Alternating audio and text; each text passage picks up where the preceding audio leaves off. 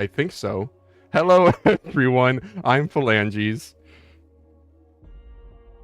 Oh, sorry, I forgot to do the intro again. My name is DiamondLobby, also known as Chris, also known as Warrior. Yeah, just don't call me DiamondLobby or Diamond. And I'm Daz. Welcome to Mousecast, episode 72. We do this every week, Thursdays, 10:45 p.m. Eastern. Join our Discord, best way to connect with us. Gentlemen, starting with Daz, what's on your desk right now? As if we hadn't just done this. So unsurprisingly, there's a really shitty Final Mouse Tarek with yellowing and all of the good things, the popping, the side creaking, the highest value on the mouse market. And then Project W got this shipment of Matrova Breezes. There's the Matrova Breeze logo there. V1s that you can't get on their site anymore. It's a nice color. Not quite as smooth as the heat-treated surface when you get a custom image, but pretty fast. So I have a 3D printed VXE Madar that weighs about 17 grams with Pulsar super grips on the side. And it's also filled with, Jesus Christ, a lot of cat hair already. Oh, man. That's going to be interesting. I also have a Pulsar... no, don't worry, I'm not going to be showing that one. An X-Lite Crazy Light. As well as a backup, which I'm not allowed to talk about. I've got a Vaxi PD, but I think it's one of the original ones. I don't think it's one of the numbered ones. I think it's like the first PD that they did. I would lift it up and show you, but my cat is currently sitting on it. Hitler's tail. Tail. And it's also kind of disgusting to look at right now. And also, I want to talk about my keyboard. I still have an Asus ROG Falcata split Hall effect keyboard. Everyone should get a split keyboard. This thing is amazing, and I love it. You're the third person who's raved about split keyboards. Maybe I need to take the dive. It's so good. It takes like about a good 2 weeks to get used to. But after you've gotten used to it, it's like heaven. Yeah, and then it's hard to go back to anything else, I imagine. Feels so cramped. So you actually use it like separated like this, right? Yeah. It's I have it split, so when I'm playing games and I'm trying hard, you just have the right side poked up a little bit, so you've effectively just got a gamepad. But it's also on its own, it's like a really good Hall effect keyboard. It's like I think one of the best ones in my opinion, but people don't like that because it costs like $400. Yeah. Asus. Wow, yeah, that's not messing around. I know I have a Sync 75, which is not Hall effect, but it's a split keyboard, and I didn't like it because then when you go to shit talk somebody in game, you have to grab your other half. Yeah, that is challenging, but I'm just too good at shit talking people anyway, so it's like one-handed. You only need one hand. Yeah, let's be honest. At my desk, I've got a Darmo Shark M9 Whale Shark. They could have just called it Whale, which would have been funny. And then a Laonda Blitz Molten Edge. Love this pad. I really like the surface.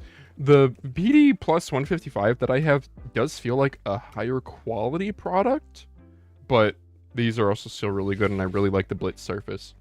My keyboard is still just the same SKN Yinglong. Or, no, wait, that's the mouse. What is this thing called? GK68HE? Oh, Skylong. That's why I thought it was Yinglong. Skylong. Anyway, it's not. It's a perfectly fine HE board with snap tap. All right, let's get into the interview, huh? So, Chris, DiamondLobby, where's the DiamondLobby name come from? You called him DiamondLobby. Episode's over. I know. Yeah. Guys, I can't work under these conditions. I thought it was going to be more professional. We'll up the comp. It's okay. I'll let my agent deal with the rest. Yeah. I didn't come up with the name. It was just the company's name when I joined. So yeah, I mean, it's not a terrible name. It means, obviously, I think the whole part was, it was like originally, it was like gaming guides, and it was meant for like people who were above average. And diamond lobbies or diamond ranks is normally perceived as being above average. So I guess it comes from there. Okay. Yeah, We're not God tier, but we're above average. We like it. Yeah. Well, I'll be honest, I'm way above average. So this actually, the name doesn't do my skills justice, I think. It's a misrepresentation. Yeah. So do people know that you do this full time? No.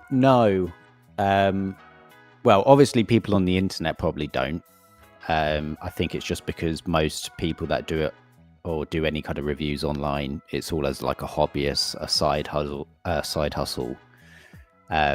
So yeah, I am probably a bit of an enigma in this kind of space. So yeah, not many people really realize that it is my full-time job. If you weren't doing this, what do you think you'd be doing? Probably kill myself or just die. But I don't know really. I don't really have any skills.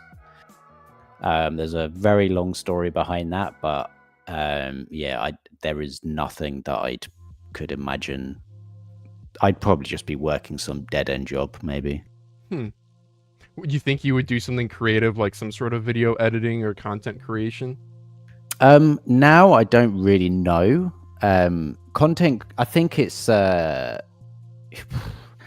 terms of like content creation, you don't really know like what I do now, what it can transfer to like other industries or content creation. I don't really know what I know that's useful for other industries.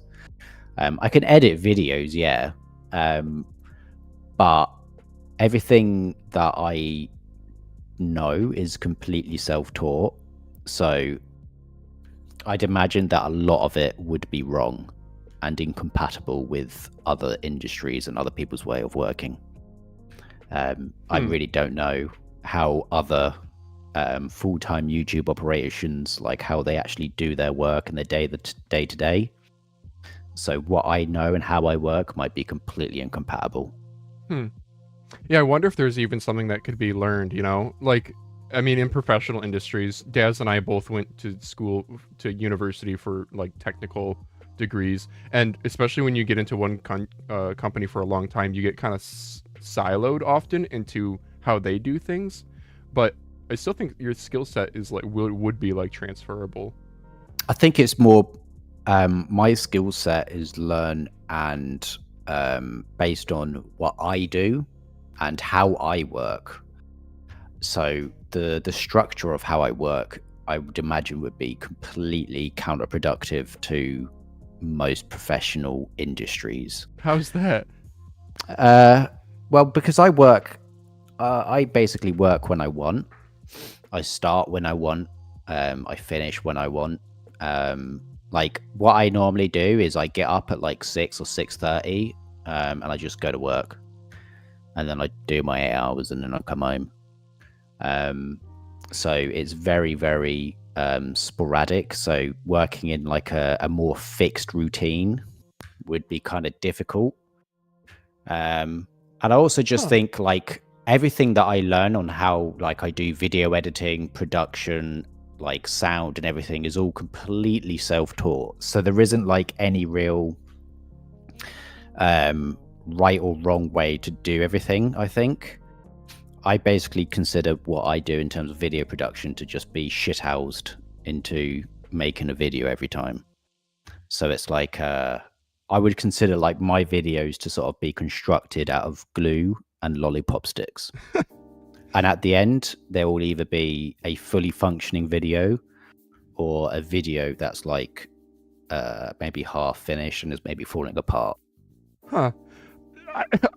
I mean, that might be your perception, but at least from the audience side, from the subscriber side, you have one of the higher production values, I think, than most other reviewers, you know, like, well, certainly more than Mousecast or like just a simple top-down uncut thing like what I do. And your subscriber count, I think, reflects that. I think that is more of like a reflection of understanding and learning how YouTube works. In terms of the production, and that's quite surprising that people might think it's good because I just use an iPhone to record all my stuff. Like the PC that I work on is kind of low spec as well. So, you know, I do kind of put a bit of effort into trying to make them look professional without knowing how. One of like my big issues is that I don't know how to replicate something that looks good, because I don't have a photography background or a videography background. So if I make something look good, that's normally by complete accident, and I don't know how I've done that. So there's a lot of like, what's the word? Learning on the go. Yeah. But it seems like every single video I do is learning on the go. Yeah. Huh. I told you, I said that I would completely No. break down all your expectations. I think you should give yourself more credit personally. I don't know. I've worked at startups where we were figuring out things, learning on the way. And then I've worked at big companies where you're supposed to just do exactly what you're told. And the people who have only ever done exactly what they're told don't understand the process, why things are done. They just do it because that's what they're told. But by learning it yourself. By the way, this was a hilarious video. I remember watching this. Freaking fake razor with the brown ass PCB. They even like that was the scroll wheel. Yeah, I think I mentioned it in this video about how I'm pretty sure. I don't know do you know what switches those were? The ones with like a green leaf on them. There's a million bunk ass brands that nobody's heard of before. I haven't seen these personally. I tried reverse image searching that logo and everything, and I could not find anything with that. Like, it was just really weird, because I would have thought it would have just been like some maybe proper budget switch that I might have heard, but a leaf, I don't know. But yeah, that was actually kind of that was a fun video to do. I kind of enjoyed that. I think it's because there's like been many attempts to recreate something like that. And that's like the whole point behind YouTube. You do something that's good and then you repeat it over and over again until people stop watching. But all the fake versions of products have been too good now. They haven't been as terrible as that one. Yeah. Oh man, where do we go from here? So I could ask, okay, I'm going to ask about YouTube first though. So you actually have learned quite a bit about what works well on YouTube. What advice would you give to somebody who's maybe a new reviewer? Ooh, don't do it. I knew it. I knew that was the answer. That's my answer too. I mean, I think I have actually thought about this quite a lot, because I think someone did ask me that when I was like doing a rare stream one time, and the base answer was, don't do it. But you know, that's more of a jokey answer. I think it's best to go in with incredibly low expectations, and can like constantly go in with low expectations as to any kind of financial gain, because that is incredibly rare to get any from it. The only thing that I would recommend is, whilst you're doing it, try and, you know, learn skills that you can then translate to other stuff. So if you're going to do reviews, maybe like try to understand like how to shoot stuff, how to make stuff look good, learn how to edit, whilst you are like, use reviewing stuff as a platform into two avenues. You will either, on the incredibly slight chance with 0.0001% where you can actually be a reviewer that will be able to like finance yourself, just make sure that you are learning skills to get to that point. So if it doesn't happen, it's not like a complete waste of time, and you've actually, you know, learned stuff about either the industry or all the multiple different facets that goes into YouTube videos, be it script writing, how to package videos, how to do thumbnails and various other stuff. Like, as long as you do that and you enjoy it, then I think it's fine. But don't go into it expecting that you are going to make it big, because I think, regrettably, despite what a lot of grifters online say, you are very unlikely going to make it. I mean, well, even this channel's barely making it, so yeah, that should be a good example. You know, I think it's like everybody wants to be Optimum Tech, but he already exists. It's like, are you gonna dethrone him? How are you gonna do that in like just in 1 second that you decided you're going to be a reviewer? How are you going to dethrone Boardsy or Jaku or someone like me? I think these days, especially on the online space, people just want free stuff or internet clout. And then they don't actually think about the expectations and the work that has to go in to make it a financially viable job. Okay, I kind of want to open up the same question to Daz too. Then, for your perspective, Daz, what advice would you give to somebody? If you're not like swimming in time and you don't think you have the time, then probably don't start, because I slap everything I do for YouTube between like 10 p.m. and 1 a.m. So like I lose some sleep over it. I don't play as many games anymore. I recently resubbed to WoW, for example, and look, I've made one video in the last week because those times overlap hardcore. I guess also you should be able to deal with expectations, because depending on what you're reviewing, and maybe this is just the companies I work with, they'll just be incessantly bothering you all the time. So if that bothers you, I wouldn't even try it. Don't get into it just to get free things, because it'll become a burden too fast. The like glitz, glamour, whatever, the like excitement of getting a new mouse, new keyboard for me wears off in like 10 minutes. And then I'm just like, oh, now I have this thing and I regret saying I would review it, and here we go. So I guess you also need to be more stringent on what you say yes to as a reviewer. But that is very important as well, I think. To not go into too nerdy about like the YouTube stuff, but basically how I'm trying to do it and how I've been thinking about it, or I've been told to think about it more, is how you package a video. Because when you need to make money from it, you can't just review anything that comes through the door. Because if you do it like that, you're just going to be, one, swarming in mice and, you know, various other things. Two, you eventually are going to want to die because they're all the same as each other. Like there's only so many Viper V3 Pro clones that you can review and still deliver a video that actually shows that you care. And it's about packaging it in a way that makes it exciting for people to want to watch the video.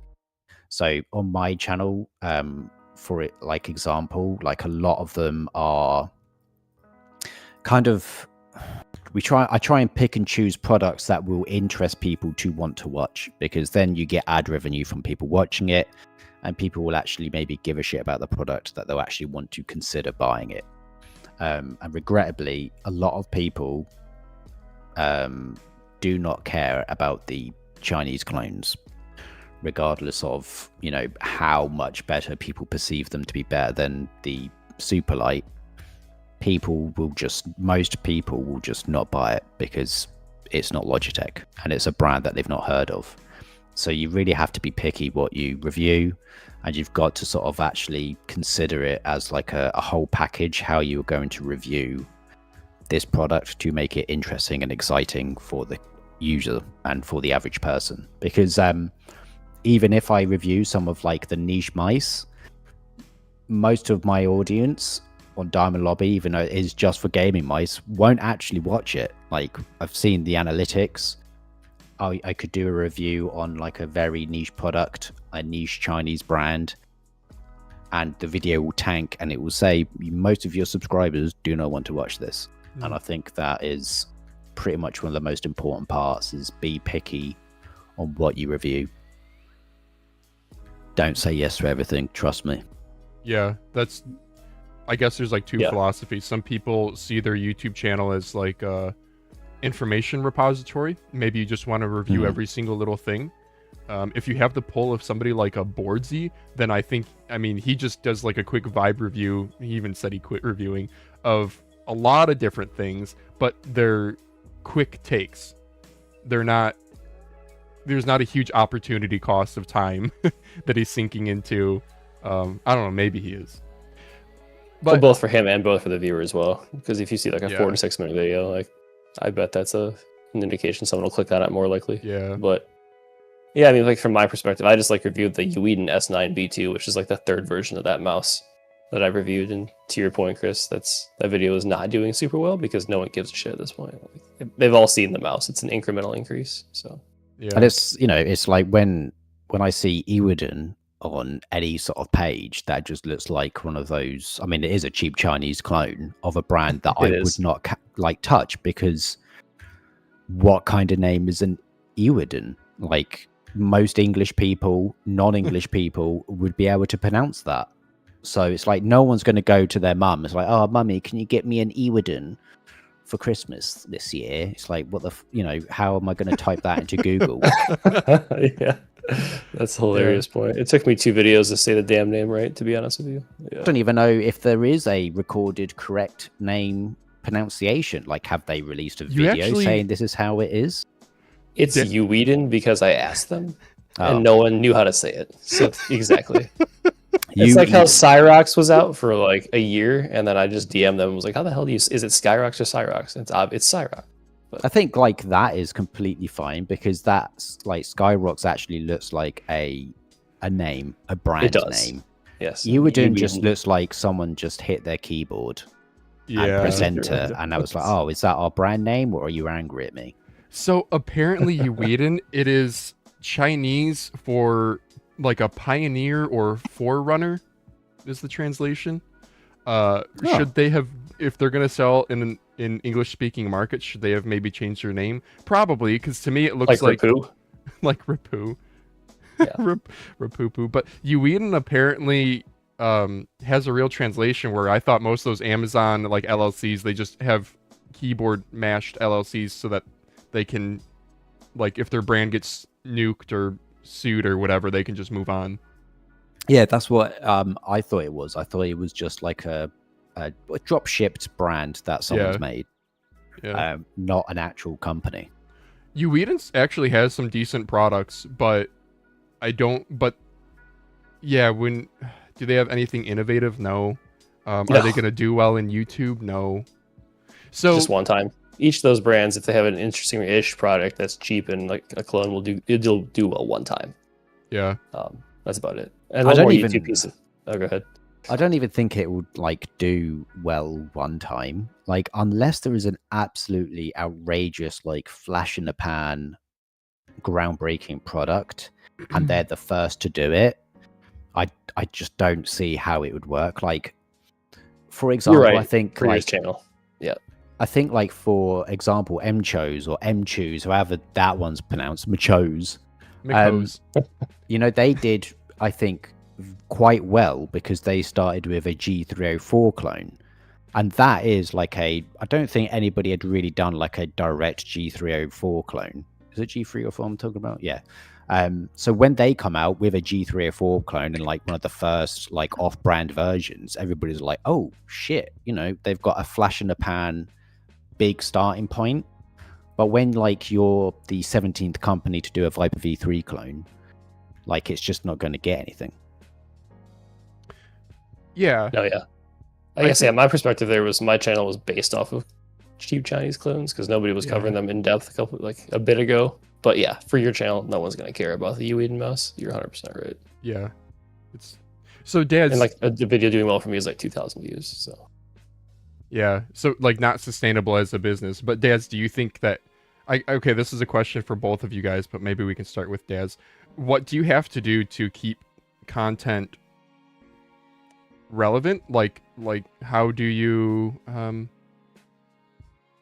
Daz DM'd me the other day saying that his subscribership is kind of tapering off. It's not accelerating like it first did when you started, right, Daz? I mean, it accelerated consistently until like a month ago, which is interesting. Like, it lasted a year, but yeah.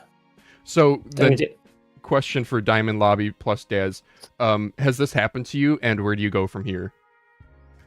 No one in YouTube, as far as I understand, that want to make money on YouTube cares about subscriptions. That is a completely dead, well, not a completely dead analytic or metric, but everything is so algorithm based and search and home function based that subscribers have, I think Linus Tech Tips talks about it in one of his various podcast interviews, and I recommend watching them because it kind of puts into light about how the scope of YouTube has changed. But basically, subscriptions are no longer like the thing, because a lot of people, I mean, like if I go on my analytics, most of my views don't come from subscribers. It comes from homepage and search feeds and recommendations. Yeah. So when someone like talks about sub count, like when I was doing this on my own personal channel a few years ago, I would be bummed out if my subscribers weren't going up. I would kind of like be like, oh, it's kind of tapering off. It's not doing well. It's not number going up.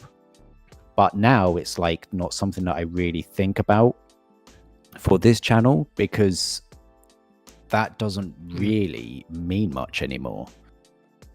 Especially as like everything is just so algorithm based and not subscription based. Like if you're subscribed to a channel, you will probably get recommended the newest video from them in your home or recommended feed. But I don't think many people are going off YouTube based on their subscription feed as much anymore. Yeah. Daz, did you have any comment? I mean, yeah, YouTube subscribers, but like it's across the board metrics, but that's to be expected. And one point I was going to make about YouTube is you're sort of, to an extent, beholden to what releases are coming out. So like if nothing interesting has come across your desk, like that's unfortunate. I guess you have to get creative maybe and pull out some old mice, do a new concept. But that's also if you're me releasing more videos more often than not, and the impact of each video might be lesser. So if your viewership or something is tapering, or is, you know, you had multiple videos in a row that really didn't hit, what do you guys have to do from there? I mean, for me, it doesn't really matter that much because, like, I mean, what am I really doing this for? Like, I just enjoy using and testing things and not paying for them to an extent, and then sharing with people and talking about them. So yeah, the views not going up is just a me ego thing that doesn't really matter. It's just something I need to get over. Maybe look at the process, innovate a bit, take some different angles. I don't know. I think for me, it's kind of like when I was doing this personally, I'll be honest, it was kind of like, I mean, I don't know if you've seen my old channel, but the reviews on that were pretty grim in terms of the vibes of them. Some of them were like, you know, it's like, is this dude going to kill himself at the end of this review kind of vibe? And, you know, there would have been a potential for that. But I think like in the business of like YouTube and making money, you kind of don't really get to review what you want as much because you have to plan everything out a lot more. So like if you look, you basically have to look at your popular videos and try and find ways to remake that with a different product. I have to go through like all the videos and try and find out what worked with this one. Why didn't it not work with that one? So there's a lot of pre-planning that goes into like every YouTube video. There are some points when like you can experiment, and that's what we're starting to do now with the 3D printing video project. So basically I'm like trying to find like loads of 3D printed mice designs. I'm printing them all out. I'm going to try them all, give them a rating, and just sort of like share my thoughts on the experience, especially as someone who like ham fists a G403 for like 10 plus years. Yeah. So it's like you kind of have to think of different ways to basically go viral for my part. So it's like there might be a product that I really want to review, but I have to think of whether or not this would get views. And if it doesn't, then I don't. Yeah. So it's a bit of a strange like opposite between the two. Well, and even because I was had a smaller niche channel that was just reviewing whatever came through the door, it is incredibly different to how that was.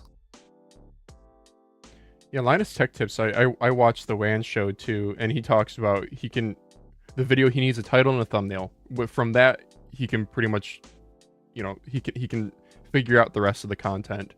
But yeah, that is incredibly popular and like a groundwork for a lot of channels. You come up with a title, you come up with a thumbnail, you come up with an intro, and then you go from there. And a lot of them, like the rule is, if you don't have those three things, you do not make the video because it will just fail.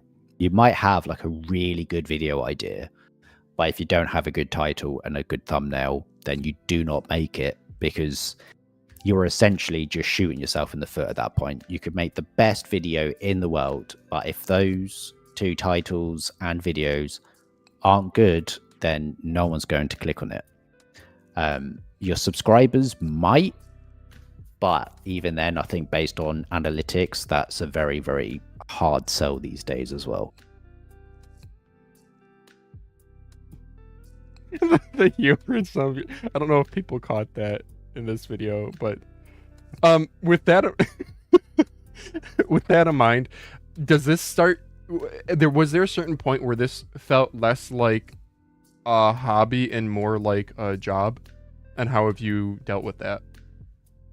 I think it's about trying. I mean, it is a job and it is a hobby. I still like gaming mice.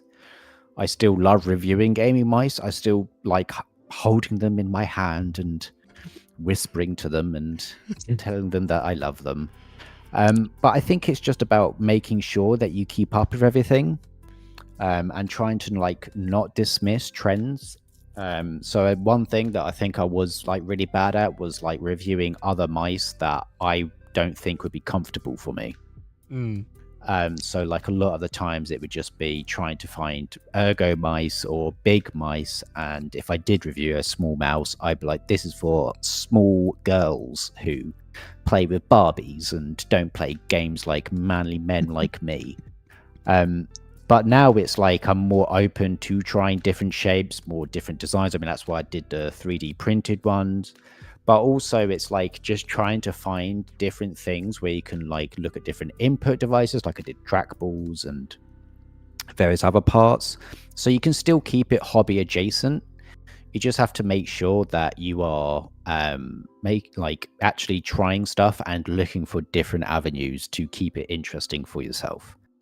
Like, I will admit there was a point like maybe a year ago where it was just getting a bit tiring, but that was just because I was just reviewing clones. And it's like, oh, here's the Attack Shark A214. It's a clone of this mouse, and it's got different switches. Epic, cool. And that just gets a bit disheartening. So now it's just, I think it's better picking and choosing, because you are going to find a mouse that goes, hey, that looks pretty good. I'd love to try that and talk about it and see like what benefits it has, how like I feel playing with it. So it's just about like, I think the danger is that because there's so like everything is like so overwhelming with like the influx of cheap Chinese mice and stuff like that, and there's just so much stuff to go through. It's just about just like taking some time and just don't think that you have to review a product like you are obligated to do it. Like, you want to review something that you want to have interest in, because if you don't, that will just, I think, and it happens in some of my videos, you just don't have that energy because you are not invested in that product. Even if it's like a big company, I mean, actually, to be honest, that's pretty rare, because thankfully I think most of the big companies actually put effort into their products, but it's mainly for the Chinese clones. You're just like, I don't want to do this. Now I just think, you know what, I don't want to do this, so I think this product isn't worth reviewing, so I don't, instead of making myself struggle to sound excited for it. That's good. Your content will be more genuine too, but I feel bad for Daz, this whole obligation thing. I think that's exactly how you feel, Daz. Yeah, I just need to say no to more stuff. I think if I have like an inkling of a doubt that I'm like not interested, I should just say no right away. Like, to be honest, there being an obligation is a huge, like a great point. Like, don't feel obligated to review anything. Like, it's only because I did the exact same thing even on the DiamondLobby channel. It's like, and I honestly, I still keep on doing it. Like, my videos take about, what, a week and a half to produce sometimes. And there's points, like, for example, at the start of this year, after I came off from Christmas break, I was going to do a tier list, and then, like, kind of just sort out my office and stuff and just try not to get overwhelmed and, like, with all these products. And what I ended up doing was saying yes to about 4 different companies that I'd reviewed their products. And then, like, a week later, I've got 6 boxes that have come through with, like, rather, you know, products that when I actually used them, I was like, this is actually kind of not great. This is a bit mediocre, and there was something better that I could have done. So what I've done is I've constricted all of my spare time, my work time, into reviewing products that I feel like I have to review because I said I would, when what I really should have done is just taken like a few minutes or a couple of days and just go, no, that wouldn't have been good. Sometimes that can't be helped because sometimes companies will just send you stuff, which is really hard because it's like, I mean, if you told me, I would have said no, but now I have to review the brand new version of a mouse that you released last year that's got different switches. But now I just tell them I won't do it because it's just not. There is already a video up of your mouse that's the exact same specification minus a switch change that people can watch. If I upload another video with the exact same mouse but with new switches, no one's going to care. Yeah. I had a couple things show up solicited entirely, and I just gave them away and told them I wasn't doing it. Yeah. So how often does that happen to you? What does like Just stuff things showing up that you didn't even talk about, like no communication, just mouse. Yeah. It happens. There is one company that does it. There's only one company that does it. I don't think. Oh no, wait, there's two. So one of them is Vaxi. But they don't release. I mean, they always send me their mouse pads, and I have told the guy that I'm in contact with. We go back a few years because he was around during my. He used to work for Zowie. And I do say that I just don't think I'll have time, and we don't really do mouse pads, but they send them to me anyway. And the other one is Pulsar. They always send me stuff like without asking. They do send out an email saying if you don't want it, let us know. But thankfully, most of their stuff, but they've only just started doing that. I think the past 6 months, but before that, they were just sending me stuff. Gotcha. There was a point. I don't know if I should tell this story. Maybe I may. Oh God, I don't know if I should say the story. Basically, shit, I don't know if I should. It's kind of funny. Can you redact the names? I can't. Yeah. So basically, one company that I and this has happened quite a few times. They were basically sending their stuff to a scammer. So it was someone who pretended to be me. They set up a address in God, where was it? It was somewhere in America. I can find the exact address. It's something that's easily Googled because basically what it was like a forwarding situation. So they used an American postal address where companies would send the products to, and then they would just send that to Georgia in Europe, not the American one. So they would forward all the packages to Europe and they would get them. Wow. So yeah, that happened to one company like a year and a half ago, and I was like, yeah, you've not been sending me stuff. And the thing is that if they just Googled this guy's name and the address, it literally, the first was, it's a very, very common eBay scam. This is as well, which is why it's kind of funny, because you Google the name of the person that apparently was me, the address, and it will literally just come up with, this guy's a scammer on eBay. That's happened to two companies. One of them was like, oh, thank you for telling us this. And then the next week they sent me like a box of everything I could have ever wanted. And it's also happened again recently to another company in the past 2 weeks. Damn. There's always so there's always some game to be played that scammers will find. That's a shame that like you get pulled into it too, like you did nothing to. And then from the, maybe you should be flattered that they chose him to imitate. No. And then from the company side, some of these marketing people, they just have a list of like, well, I know for Sora V3, even I was contacted about it. I don't really have reviews other than disassemblies on the desk behind me, like really low effort live streams. And he was like, hey, do you want one? Just because he has a list of like 50 people that he needs to put names down to send mice out to. So there isn't like any research. No, I think that's fine, but because I think in that regard they will normally have like a list of addresses that they might already have, you know. So there is like a chance that they have a list of address that's really verified and that they know of are real people. But this was someone who was reaching out, pretending to be us. That was basically just like, getting people sent stuff to him. And yeah. It's God, maybe I can find the actual business because this isn't actually this won't make any difference to me. This isn't exposing a company or anything. But basically I find it quite interesting that this has happened. The guy's name is like a European, it's like Georgie something. And it's like, when you look at that, I think, did they not just Google it? Like, just go, let me look at DiamondLobby. He doesn't look like a Romanian. I guess. Doesn't sound like it. No, but I guess they're sending it from thisisdiamondlobby@gmail.com, so it must be real. Actually, though. No, it's like DiamondLobby reviews at Gmail. You know. It's like we have our own website. That's diamondlobby.com. Like, why would they use a Gmail account?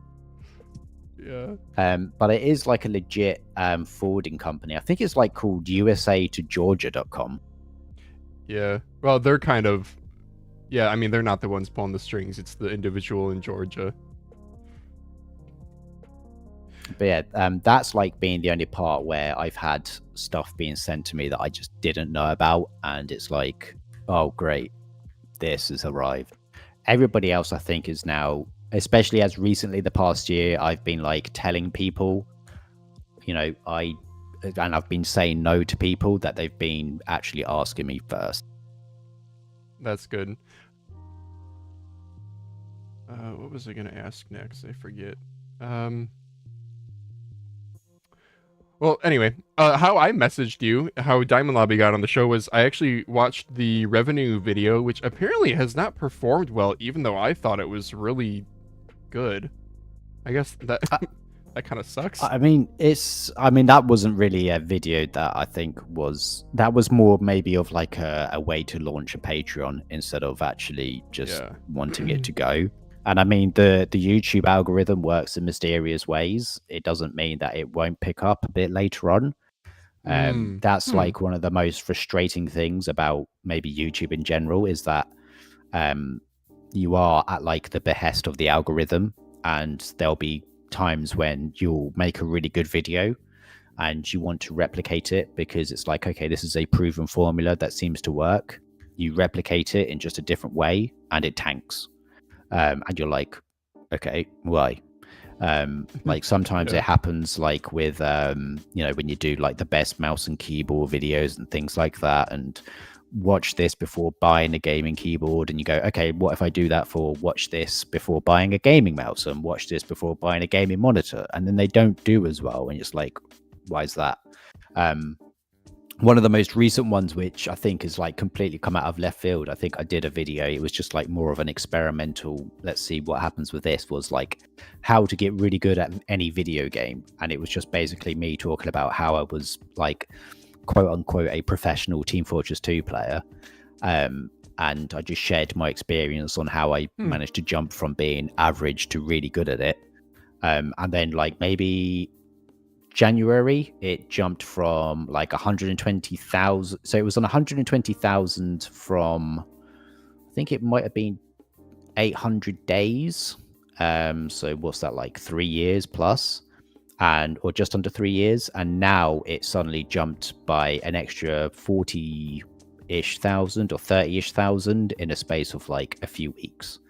So for some reason, the algorithms just randomly picked it up and boosted it everywhere. And it's like, well, that would have been good to know 3 years ago on whether or not this would have been a repeatable format or something that's worth to be like continued and like to build upon. But, you know, 3 years later, it's like, oh, so maybe I could have done some more content like that, but then I would have just had to have waited 3 years to decide whether or not it would have been worth my time. It's tough to know what hits. Like, I know that I was talking to Daz before the show about some of my tweets, and it's like, you'll tweet something that it is guaranteed if you tweet or like post pictures to r/mouse review of you showing off a new product, instantly upvotes because people are new and consumerist and stuff. But then I'll have other stuff, like I screenshotted a dude that bought something from me on eBay. He couldn't find the dongle, so he thought I didn't ship it, and he was asking for help. And I posted a picture being like, oh, I'm sweating. Did I forget to ship it?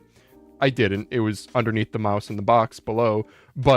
And that gets a whole bunch of likes. And I had no idea, like, I would have thought that would have gotten like 5, but it got like 300.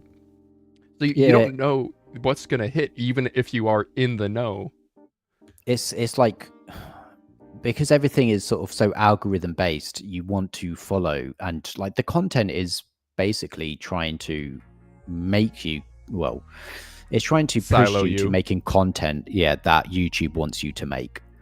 So when you do it and you think, okay, this did well, the algorithm picked it up, I want to try and find another way to do it, and it doesn't do well, and you're like, what the fuck? And then there can be points when it's like you make a video and you think, oh, this is going to suck, and it does really well. So it's like you have like no real prediction on like what will do good or bad, apart from the formula of pre-planning that I talked about earlier, where you make sure you have a good package of the video, title, thumbnail, intro. Then you are more likely to succeed and understand what will or will not make a good video. Because I think, like, in hindsight and looking back, a lot of the videos that haven't done well are more likely ones that didn't have like this pre-packaged thought beforehand. There's a few outliers, like the League of Legends mouse analysis video I did, the $55 versus $240 Wu-Ting. That was a bit of a weird one because the previous one did well. So those are two videos where it's based off a proven formula for our channel, and then they don't do the same numbers that the previous ones did. And it's like, why is that? So you have to sort of like go through and try and guess why they didn't perform. So I think, like, in comparison to what I used to do as a hobby, you do have to spend a lot more time thinking before you post. Yeah. Or even start working. Even say yes. Yeah, right. Yeah. No, it's interesting because we're in very different places, because I'm just still in that hobby place, whereas you're like, I think you're more analytical about it because it matters, right? Because it's producing, well, whatever amount of money that was. Yeah, it's my job. So it's like, yeah, exactly. I kind of have to. And I think like one of the hard parts is trying to find the balance between the two. And sometimes there is just no balance.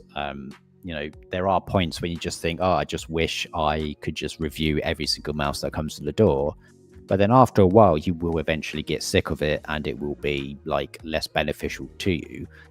And there will always be a point when you've got to possibly make that transition into thinking how I do, because there is always like a breaking point, and you see it happen with various other YouTubers where they eventually quit their job and do YouTube full time.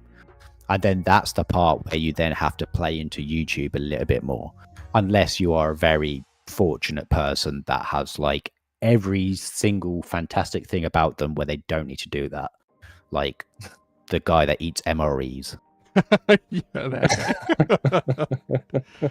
And even then, it's like, even then he's still the pinnacle, like 0.0001% person. Like bias. he has the charisma, he has the good looks, he has the muscles. You know, he has everything that, you know, needs to happen to be successful. And the odds that you can replicate that will be very slim.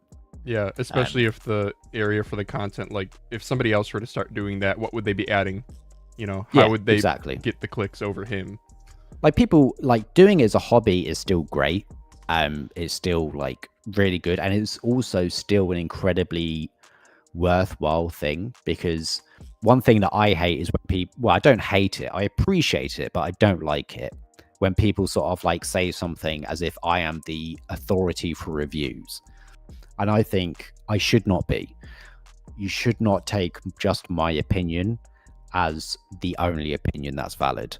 Like, when I was like buying a Hoover, I didn't just go onto one person's review to sort of see what they thought about the Hoover. I looked at multiple different people's opinions on it because they all had different ones. And that's what people should do when it comes to buying gaming mice and stuff like this. They shouldn't just go on my channel and go, okay, this guy's got it. You know, there's nothing wrong with getting a second or third opinion just to sort of like, you know, get another individual's reasoning behind why a product's good or bad. Yeah, that's how Dad That's started. really how I got into this. Because I didn't trust everyone's opinion, so I just started buying the mice myself. Like when I got into it, it was because like under similar circumstances. I mean, this was like going back many years now, but there weren't many people that were reviewing gaming mice to a competitive gaming standard. Like, I think what started it was one of like the Logitech mice. It might have been like the Daedalus Apex. And I remember I wanted to, because it looked cool. It had those RGB on the side that was like honeycombish. It looked like a really sick mouse. And I was like, damn. And I wanted to find a review for it. I don't know if Rocket Jump Ninja was around then. He might have just been starting. Yeah. He was a huge evangelist for this shit. Yeah. But I remember checking out a review, and it was on PC Gamer, and they were like, oh, the games that we tested this in, The Witcher and like Battlefield single player. And it was like, oh yeah, when I was playing with this in the Call of Duty campaign, it was really performing really well. I was able to hit my shots easily. It's like, well, but that, you know, you're just playing a single player game. That means nothing to me. Whereas like nobody was playing it, and I was kind of getting very good at video games in Team Fortress 2. So I wanted to be like, try and find something that would suit my needs. And unless you went on ES Reality or Overclock.net, there wasn't really anything out there in terms of video-wise. Yeah. People meme on the Rocket Jump Ninja's like review format nowadays, but years ago it was honestly the best because nobody else was. It was highly accessible. Okay, is he some absolute world-class player? No. Is he a good FPS player? Yeah.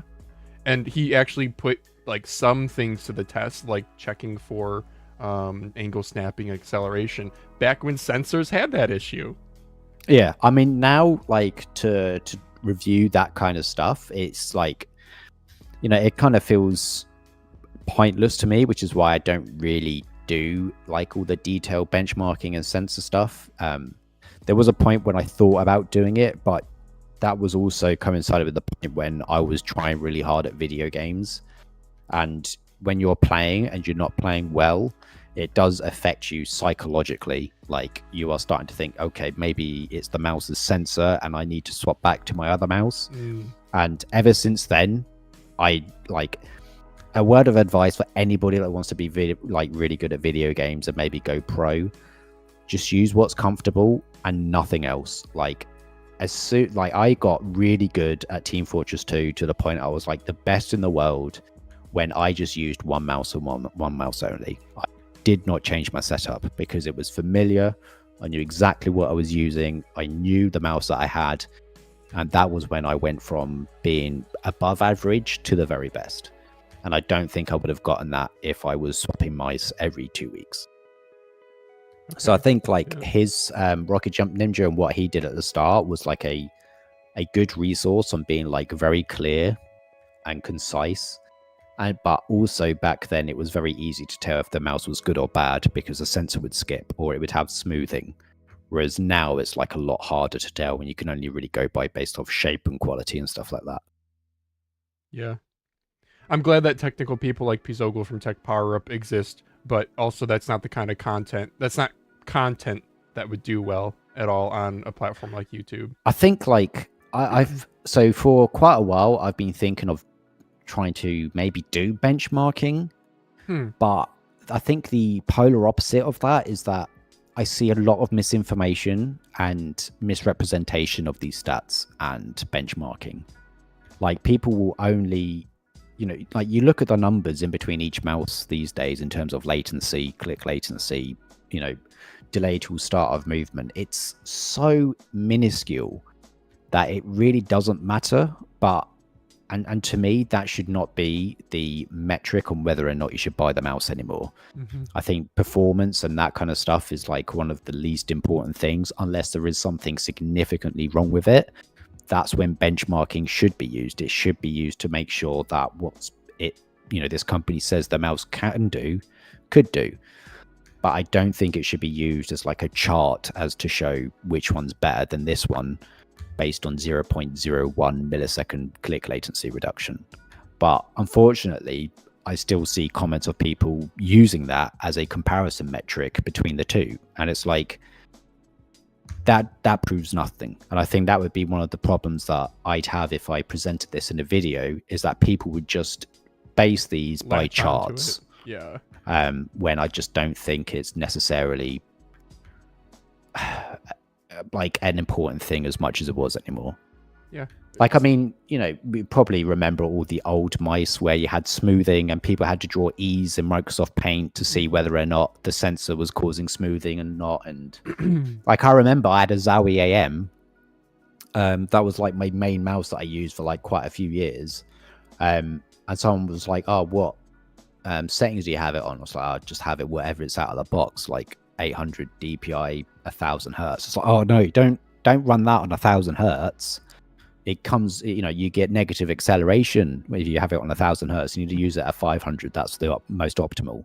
So back then, that's when it would have its use case, because someone was able to actually show that, yeah, this happens with this mouse at that polling rate. But now everything's fine. There's just no point. Yep. From the Corsair Saber Pro. Yeah, I remember that one too. The original. Yeah. Okay. Next question here. What about other reviewers? Do you talk with other reviewers? No. Not at all? No. I don't watch other reviews either, because I'm kind of worried that it's going to that I'd get jealous. No matter how big or small the reviewer is, like sometimes I'll get jealous because it'll be like, oh, look how well this video shot, or look how nice they're presenting it, and like I'll look at the particulars and I'll get jealous, and I'll probably start feeling bad about myself if it doesn't reach their high standards. So I also avoid it because I don't want their opinion to affect my opinion. And also I don't want it to affect what I think is the most important. Like if I watch someone else and they put a lot of emphasis on something that I don't want to then start thinking, oh, maybe I should put more emphasis on that. So I try and avoid it as well to I don't watch Optimum Tech videos because I don't want to feel insecure. I get that. There's some engineering YouTubers that I refuse to watch because they'll do things and they're incredibly smart, and I'm like, yeah, I'll never beat that. So, but at the same time, there's probably lessons you could learn. Maybe you realize that, I don't know, I came on here saying that I think your content is much higher quality than what, you put a week and a half worth of effort into it. That, I mean, I'm sorry, I don't. I mean, you get ideas.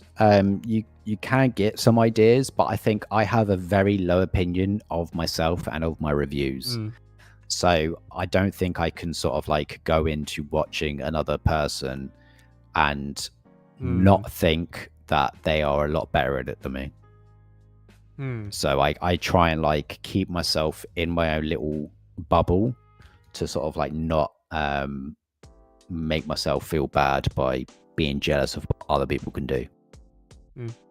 So I think one of the other things is like, you look at someone's setup, like they've got a really nice camera setup. They've got it's like high quality. It's in 4K. And it's like, oh, my videos are only in 1440p. So it's like you do kind of get, Look at these shots though, dude. Just go watch my videos if you want to feel better. Like, color balancing is off. I often talk way too fast. The thing is like, I look at that and I wouldn't think of like me being superior. I'd look at it and thinking, this guy is doing a lot better presentation than I am. Like, your top-down shots look a lot nicer than my top-down shots. Like some of the framing is a lot better than my framing. I think it's because I'm incredibly insecure. I don't even think you should think of it as like better or worse though. I think people come to your reviews for It's a self-aware take. Like, yeah, but okay, like talking about Mousecast, I know that this is long form content. I'm honestly, I was kind of nervous to have you on because you are a much more popular YouTuber. I know Boardsy has expressed interest in his live streams. He's mentioned Mousecast and like, oh, Daz Trzak, I should come on Mousecast. And I'm honestly nervous because what we do versus what his audience is used to, long format. I know it's not going to appeal to a lot of people.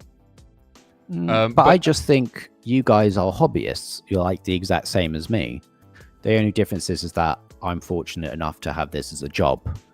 That doesn't make you guys or make me any more enthusiastic over gaming mice than you are. I mean, you guys are still incredibly into the hobby and have a genuine interest in the products. So I wouldn't really sort of, I consider you guys to be my peers. Like, I wouldn't sort of think, I'm too big for these guys. Look at these guys. 2,000. So, speak to my agent and we'll see if we can come up with a number that will actually get me to bother with you guys. I've gotten pretty familiar with your agent recently, so yeah. But to me, it's like if you're into the hobby and you are genuinely interested into like the passion kind of part and like having it. I mean, you guys have been doing it for a long time as well. There's more of you don't do it because you want to get money. You do it because you like the hobby. And I think that's like the main distinction. Like if I wasn't doing this job, I'd probably, maybe depending on the financial part, I'd probably still have an active interest in gaming mice and, the peripheral products because, I just find them interesting. Yeah, that's how it starts. That's how like most businesses start, to be honest, too. I know the imposter syndrome, though. I don't know. The thing I just tell myself is I just try to stay true to myself. I'm in the fortunate situation where it's not a financial, I'm not financially motivated. And I just understand that when I do a Mousecast stream, it's going to get, 1,000 views. I'll probably spend more money in electricity than what it generates. When I do my live streams behind me, I'll get 7, 10 live viewers, and that's okay. But then occasionally you do get a comment about like, hey, I have this issue with this mouse, and thanks to your disassembly live stream, I was able to fix it. Thank you so much. Or, hey, I didn't even know that this product existed. I thought I was going to have to drop $180 on a Superlight 2, and I'm really happy with my ATK A9. And comments like that do kind of help you keep going, especially if they're like, you probably have your regular commenters or regular viewers. Maybe that's just a me thing. I hope not. I mean, I like it when someone comments saying, "Oh, I bought this mouse based on your review, and I absolutely love it." That is like the nectar, Yeah. That is like the give me more of that yummy yummy in my tummy, because it means that you have, or I have successfully, despite my original thoughts, conveyed how good this mouse might be for a particular person. So that's the kind of part that I like. I like it when, someone has trusted my thoughts enough and they've bought the mouse and it's the perfect mouse for them. But I mean, it's a niche hobby. It's a hobby nonetheless. And I think like, as long as, you're not financially ruining yourself, it doesn't really matter. I mean, look at people that make model trains or deal with, make Warhammer figurines. It's adjacent to that. They're doing it not to make money or anything. It is a hobby that they have an interest in. And I think like on YouTube, if you have like, I can't remember what the actual numbers were, but it's like if you get like a more than one viewer, you're already in like the top 5%.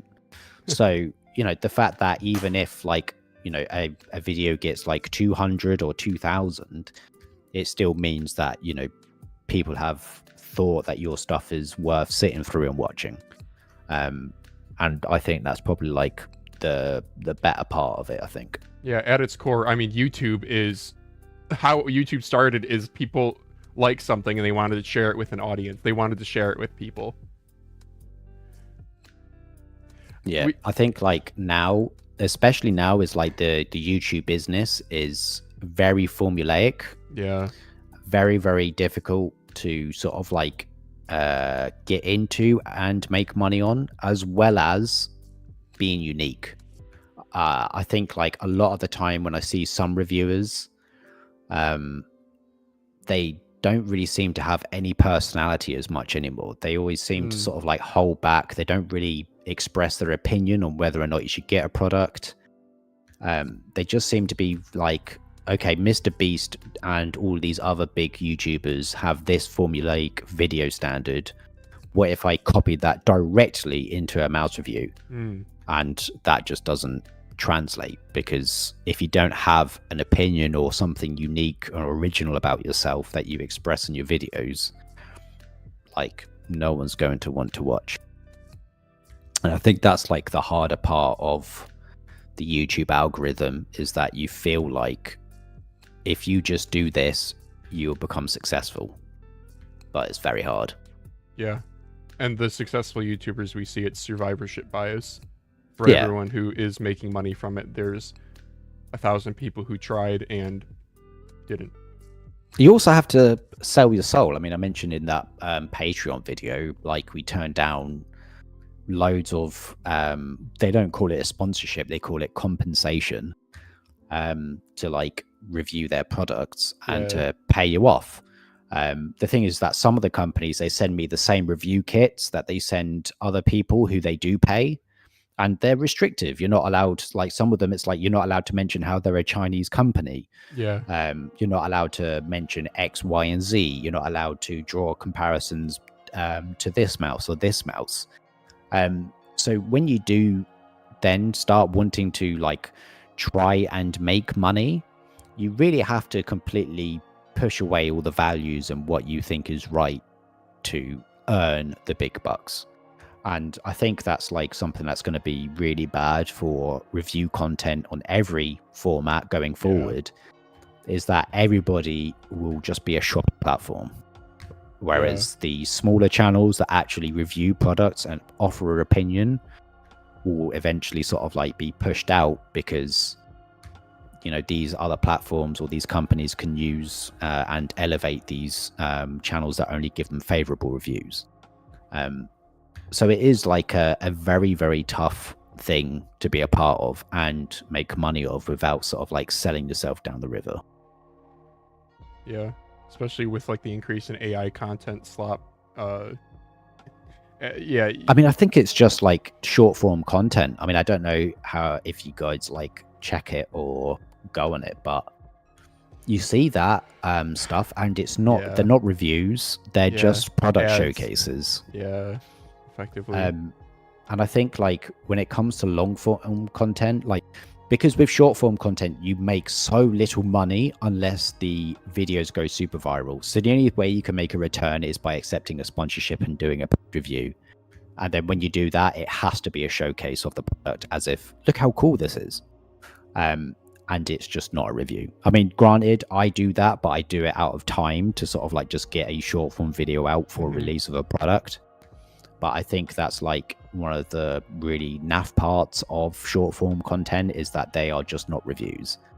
They are just shopping. That's it. Yeah. I think, Daz, you have a little bit of a different strategy for your short form.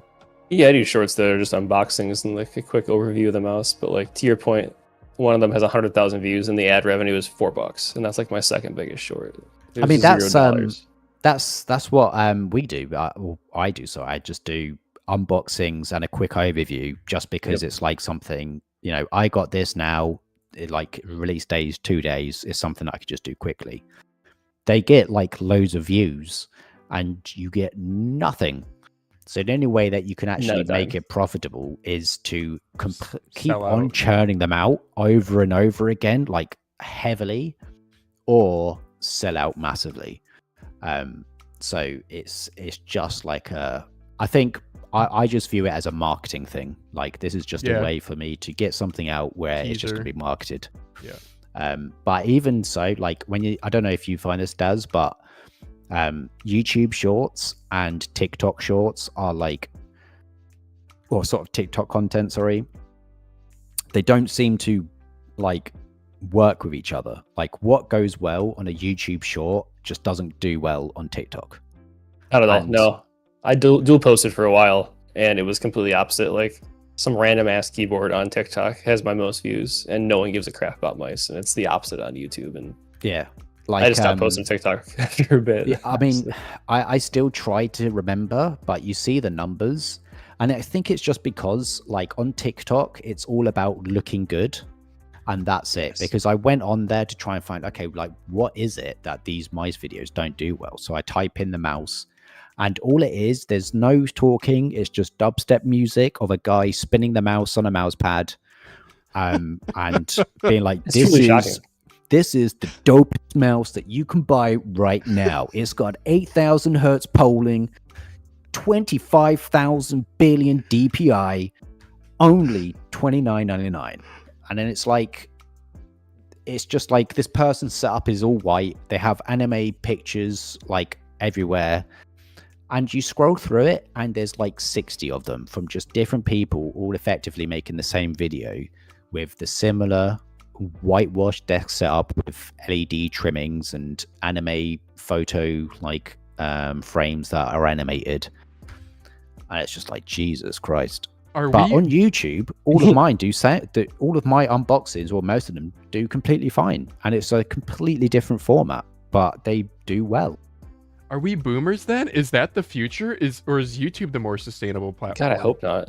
Yeah. Is I the mean- brain, like, is IQ down to like 5 on average for those things to pop Yeah, up? yeah. I think I don't think it's like being like a boomer, because it's just a different. Because if you think about it, YouTube Shorts is just TikTok on a different platform. Yeah. But all of my views on YouTube are completely fine, and you can still get TikTok level views on YouTube Shorts. So I think it's just like maybe a different like demographic of like people, or just a different user base. Like people maybe go to Yeah. TikTok to have their brain turned to mushed. But are those young people gonna grow up and like graduate to YouTube one day, or is that literally going to be the status quo as we age out and they?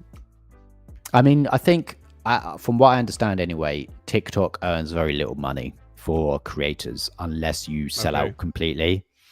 And all the big money is still in your long form content, Okay. because you get more ad revenue. The watch times are longer, which translates into better ad revenue.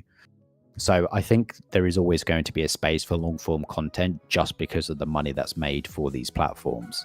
And that's why I think TikTok is more shopping focus, where you have your own, like the TikTok shop and all that lot, because that's the only way that they can really make money without moving to long form content, which is just not what TikTok's known for. Yeah. I think you nailed it with the demographics just being completely different. Because like even on YouTube Shorts with like an unboxing, you'll get thoughtful comments. People who watch the long form watch the short form. It's regular viewers. It's actually productive conversation. I think I have like 10 total TikTok comments ever. People aren't over there to talk. I'm going to disagree with the people watching my shorts who watch long form. It's like really? complete, yeah. And I'll like the people that comment on short form like are so dense. It's insane. Ooh, interesting. Okay. Like, I think that's like a common thing, I think, off all platforms now, is that the level of dense comments that I get from people where it's like, you know, were you taught how to read growing up? Like, do you not understand subtext and literacy? Because it's insane. My favorite is when someone asked a question that was answered maybe Yeah. multiple times in the video. Yeah. Like, Yeah. come on. And I think it's like, you know, when people don't watch the entire video, and like you've literally just aren't like, I can't remember, I can't remember what video it was. It was all one of the recent ones. But it was like, I literally said in the video that I think this mouse is too expensive. Like, how is this going to be like a sponsored plug when I'm telling you to not buy this mouse at its full price? Like, no company would pay me money to say, don't buy the mouse unless it's on sale. Like, that's just not going to happen. But these people, they just don't, you know, watch the video nor understand, unless you are directly saying into the camera at like, you know, various points going, guys, this mouse is too expensive and you should wait on sale, and repeat it 10 times over. And that is my final opinion. I feel like some people just don't get it. They just don't understand it. Yeah, even then they might still not, just because they've already preformed an opinion of you and you can't change that. It is honestly like I feel like that's probably that happens more on YouTube Shorts though, when people are like completely like. There is a guy that I watch. He's a cooking channel. He's called Internet Shaquille. He did on like one of his second channels, he spoke about YouTube Shorts because he went mega viral with them. He basically just made like a few short form videos specifically, and they did really well. One of Mr. Beast's editors called him a genius because of it. And he basically just talked about how the audience and the commenters were just completely polar opposites in terms of like understanding what was actually said in the video. It's like people just sort of like listen to the first few sentences and then comment based on that. Can't even be bothered to stick around for the 30 seconds of the short. It's too much for their brain. Yeah. Incredible. Yeah. I volunteer at a local high school for like career days, and I was talking to one of the teachers who's actually a former classmate of mine, and she was saying, you know, we grew up playing, you know, if we played video game, pastimes would be playing PlayStation 2 or Nintendo 64 with your friends, or going out and playing sports. And kids these days, they go out and they do TikTok challenges. And she was like, it's not bad, but it's definitely different from what we were doing. I don't know. I think it's bad. I think it's bad. All right, speaking of bad stuff, we need to answer the question that is the title of this video, finally, which is, what products do we actually use? So I kind of broke it down into categories. Like, what are some of your favorite things that you've used? Let's start with mice. I mean, if you know me, I just OP1 8K is the mouse that if I had to use one and actually try and main, that would be it. So, have I touched it in the last 2 months? No, because too much crap across my desk. That's a me problem I need to fix. I don't know what I'd actually use if I. That's great. I think it's because I know. That's what everything's so good, right? Uses. There's so many viable options. My grip has changed so much from just like a meaty palm grip that I'm now sort of like using a claw grip. So it would either be the X2 Crazy Light or my 3D printed mouse. Like I played TF2 with this I still play competitive TF2 every so often, and I played with this the other day, and it was really fucking good. I loved it. Really? Yeah. Can you show it closer? Like, how do your finger points grip it? So it's got all the finger rests on it. So on the right side, you have the pinky one, the ring finger, main buttons. Oh, they're like thumb button. Yeah. So everything's all in position. And yeah, honestly, I've got 5 that I'm printing out. One of them I broke yesterday, which was really annoying because this is for a video, and even though it's content, it's still frustrating because it's like I feel like I have failed. But I snapped one of the buttons off trying to get a scroll wheel, and it was really hard. This place where I work at, I don't have a 3D printer, but they have like high spec 3D printers for me to use. So I just send them the files and they print it off for me. But yeah, I think I would possibly use this or an X2 Crazy Light. Wow. Is this one you designed yourself, or you just downloaded? No. So these are one I am just downloading and just searching for some of the ones that look cool.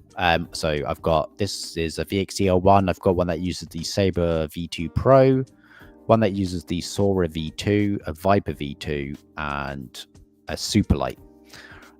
They're all kind of like different styles in terms of like how they're made. One of them is really, really fucking cool, which I cannot wait to like. When I say stuff like that, it sounds like I'm doing a YouTube video script. It's like, guys, you would not believe the 5th one that's coming up. It will blow your mind.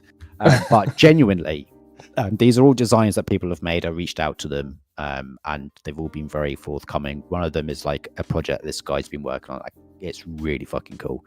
But yeah, I might design my own, but it will probably be penis shaped or just look really stupid. As it should be. Yeah. Wait a second. Does the FS1 have better skates than standard Pulsar mice? I haven't Yeah. even looked at it. Yeah. It's So got, they know there are better skates. They just won't put them on the stock. It's Okay. the Vaxi skates, so Yeah. they're like more thinner on the edges. Dang it. Nice.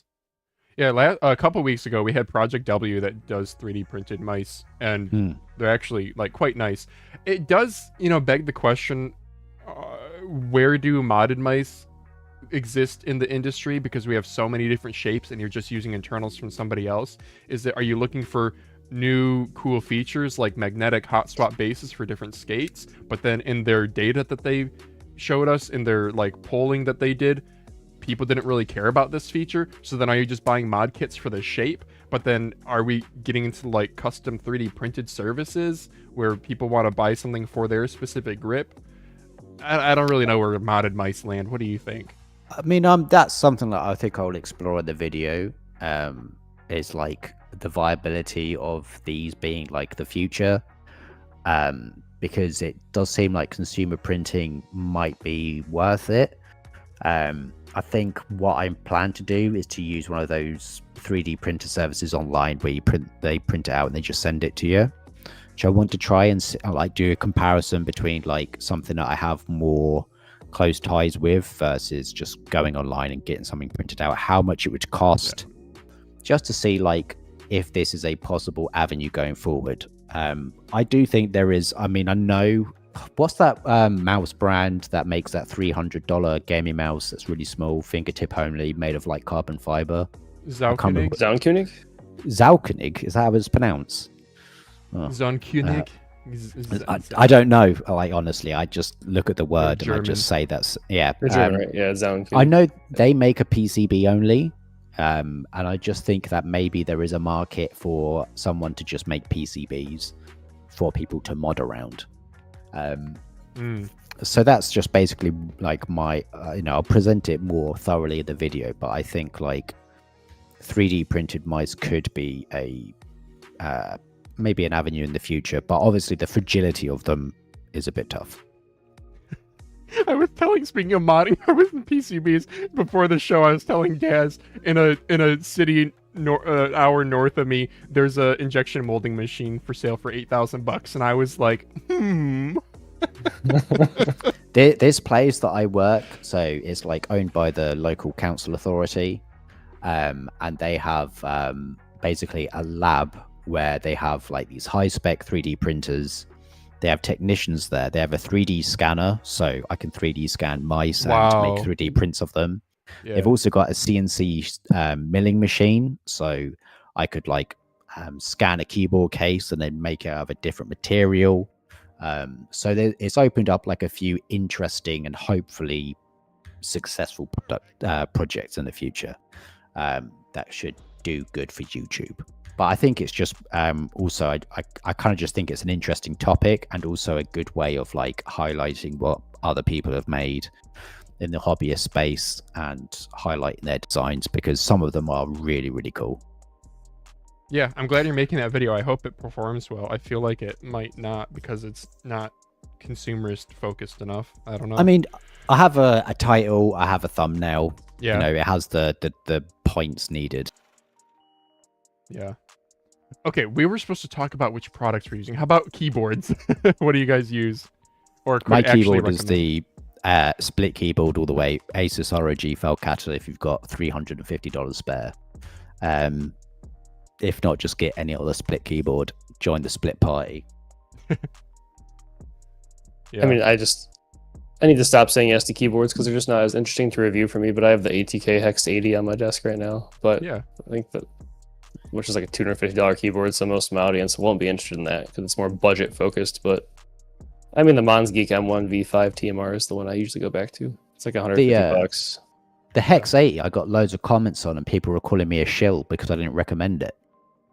Oh yeah, and I don't know why. It was like everyone's like, "Why are you recommending this and not the Hex 80?" Especially on TikTok, it was a lot of Hex 80 comments. Like, interesting. When I did my split keyboard video that did kind of well on TikTok, a lot of the comments were like, "I mean, why this over the Hex 80?" I was like, this is a split keyboard. That one is pretty obvious. Like what? Jesus. Yeah, man, I kind of want to get a HE split keyboard now, dude. You're kind of convincing me because I missed my Sync 75. I friggin' talking about CNC milling. I like manually routed out a mahogany case for it. Well, that's And pretty good. yeah, I love the keycaps on it. This is not HE. Numbers like macro buttons on the left side is really nice. I don't know why that's not more common, because then you get more mousing space. And then volume knobs, because that's like a hard requirement for me. Man, maybe I should get one. There is a company called like Sunder Keyboards that I think do split HE kits. But I think last time I checked, they're all sold out. So I don't know if they are still all sold out. Yeah. And then for me, I'm just using, man, it's not, I can't like highly recommend it. I'm using this Skylung GK68HE. It's what's been on my desk forever just because I'm not super into keyboards, but it's not the best sounding. It's using Gateron Jades, which are not the best switch. They have stem wobble. They don't sound amazing. They're not lubed or anything. Yeah, I don't know. I guess I don't have a solid recommendation for viewers, but there's so much information out there on different HE switches. Like, I'm kind of glad I'm in the mouse scene and not in the keyboard scene, because keyboards, it seems like there's a new switch coming out from China like literally every other day. There isn't like a good library repository of information truly comparing all of them, at least not that I found. I think there's the Hall Effect Avoid list that I follow. That's like a doc that's ran by some of the people in the Hall Effect Keys Discord. That's basically just a brief, like, you should just avoid these. These are good. Okay. And that's all that's needed. I think I'll hit you up after the show for where I can find that, or for a Discord invite. I think it's in one of my videos. Okay. But I'll send it to you. Oh, or I found this. Is it a Google Doc? Yes. Okay. Recommend boards. Arbiter Studios. Okay. G-Tech OEM. Okay, I'm gonna give this a read. Alright. How about headphones? I have IEMs. I hate IEMs. I don't know what IEMs they are. They're like some Sound Notes Poo Poo PP 7 Hertz Poo Deluxe Mode X that cost like £20 from Amazon. I mean, they're okay. I've been very impressed with the quality of sound for the price, so we'll give IEMs that. I think that was like the most surprising thing. But I mean, I used to use a terrible Logitech G Pro X headset, and I just miss going for a piss whilst I'm in Discord calls. I also don't like how if I have to get up, I have to hook them back on my ears. It just seems like very restrictive. Yeah. I know, Daz, you've tried the IEM content route, and it seems to not, I don't know. Are you gonna keep doing it? I don't know, man. Like, using IEMs and like testing audio devices, if you want to call whatever it is interesting to me, but like no one gives a crap about the videos. Like, they get zeros of views, basically, tens of views. So I stopped for a while, and then that brand Tipsy was like, here, have all these IEMs and take a look at them and give us your thoughts. Like, I made that video, and then I said yes to 4 more, like an idiot. So now I have 4 more pending IEM reviews, which was a mistake. So I don't know.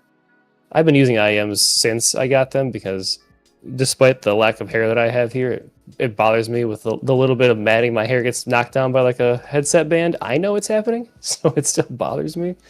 And my ears get like really hot in headsets, so like IEMs are a nice alternative. But you also lose all mobility. Like, if I want to go grab a mouse, it's like, pull these out, sit them on my desk, fit them back in my ears perfectly. So like, that really bothers me. And I guess I am testing this like Chose Asian woman in my ear talking whenever I do anything on the headphone. When you mute the mic, you lose all audio for 3 seconds, but all it tells you you're muting the mic, so that's trash. Honestly, that almost like breaks it for me. But I don't know, man. I use like a G Pro X super light headset. Did they call it the same thing as the mouse for like? No, I think it was G Pro X. So yeah, G Pro X. It was better than a lot of them, but they're all kind of crappy for the most part. So yeah. I just don't see IEM content being good unless you can provide the charts, because I think that's what the niche care about. If you can't show them the bar graph with the squiggles, you're a fraud. Yeah, and even then, I feel like there's so much stuff coming out. Maybe people would say the same thing about mouse content, but I feel like I say some things of substance in there, and then I just make up words to describe how I feel about the sound, and it's just like such a vibe. It's like even more vibe based than a good vibe mouse review.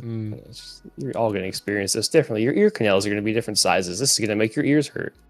IEMs are tough. Yeah. And then I don't think I had in here mic and camera, but I don't think. Do we really care? You use an iPhone, right, Chris? Yeah, I just use an iPhone. Same. Yep. Okay. Honestly, if anybody's thinking about getting into reviews and you've got a phone, your camera phone will probably be more intuitive to use than a proper DSLR camera, unless you want to like do like incredibly specific shots. I like using my iPhone. I do need to get an upgraded one, just for like better camera and better transfer of data, because it's like an iPhone 13 Pro. But I think like there are points when I'm like, oh, this guy's got a 2,000 grand camera and he's got less subs than me. Like, maybe I should have that. But then I just think I'd have to learn how to use it. And I think, you know, even though I don't like watching my videos, I don't think they're very good, some of the shots look cool. Yeah, I think if anyone's looking at like starting up reviews, your gear should not be the thing that's keeping you away from starting. That's like the wrong mentality, I think. Okay, we didn't get a lot of questions from the audience, but I have to ask them because they're easy. What the hell is this question? Fucking AI. Magnesium, plastic, or carbon composite? Which is your personal favorite? Plastic. I've yet, apart from the Angry Mouse Meow, I've never used a mouse that's made of an alternative material that I thought was superior to plastic. But the Angry Meow you did like?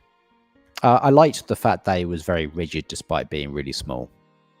Yeah.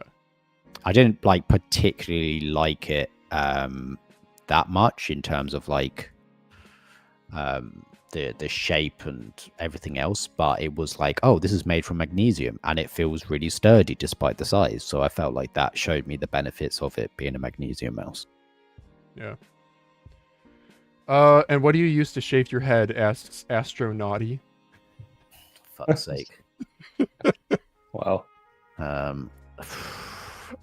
use a razor and like there's like a specific head razor you can buy. Wait, are they that. like not the? Are they not the ones with like the three? They've got lobes? rotating blades, but there's like 5 of them. You just rub that over your head for like 2 minutes and it's done. I almost spelled. Oh yeah, okay, yeah. These. I need, dude. My supervisor at work tries to go don't bald. Google it. Don't put it on stream. That's yeah, embarrassing. this is on stream. Look at this. Does it vibrate too for pleasure? Well, I don't put it on my head if I want that. Doing me dirty a bit. What we're looking at now, fastest shave. Oh, you should transition to razor content, but not There's that no razor. point. I'd love to be balder than I actually am, because then I wouldn't have to shave my head at all.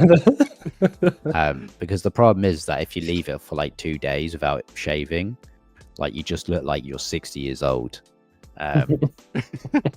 So it's like, annoyingly, I have like a full head of hair on the sides and the back. It's just the top. So yeah, but yeah, it just takes a couple of minutes. Wait. What's happening? Why do we have Epstein and Oh, that's my ad bit. Is Sponsored by the island. No. Oh no, wait. This was me talking about how everything was getting really expensive, and you know, I was showing like the wars and stuff, Trump and Epstein and all that garbage. Yeah, So I was like, you know, I understand why mice might be more expensive, but $180 was too much for this mouse. Was basically my reasoning behind that. I put Trump and Epstein in my Surfshark ad on the tier list as well. Oh, they were okay with that? Yeah. I mean, like they were completely fine with me showing dicks in the. Oh, that's right. In the what was it? The money video. Yeah. No, it wasn't the money video. What was it? It was what was the Super Strike one? That was the one that Surfshark had. Oh. Yeah, they were completely fine with me having nude mods. I've been back to serve my children breakfast, so if I don't make it back before you leave, it's been a pleasure. But you didn't have any questions? They're already covered. The ones I had Okay. specifically YouTube related. Yep. Okay. Well, I think Well, yeah. Wow, we're an hour and a half in. So I guess the last things I have were we already asked about if you weren't reviewing mice. Actually, did we ask this? If you weren't reviewing mice, what would you want to do? And the keyword is want. Oh my god, that's a deep question. I don't know. I have no idea, really. I think I have various interests in so many different subjects that it's hard to pinpoint any of them. Yeah.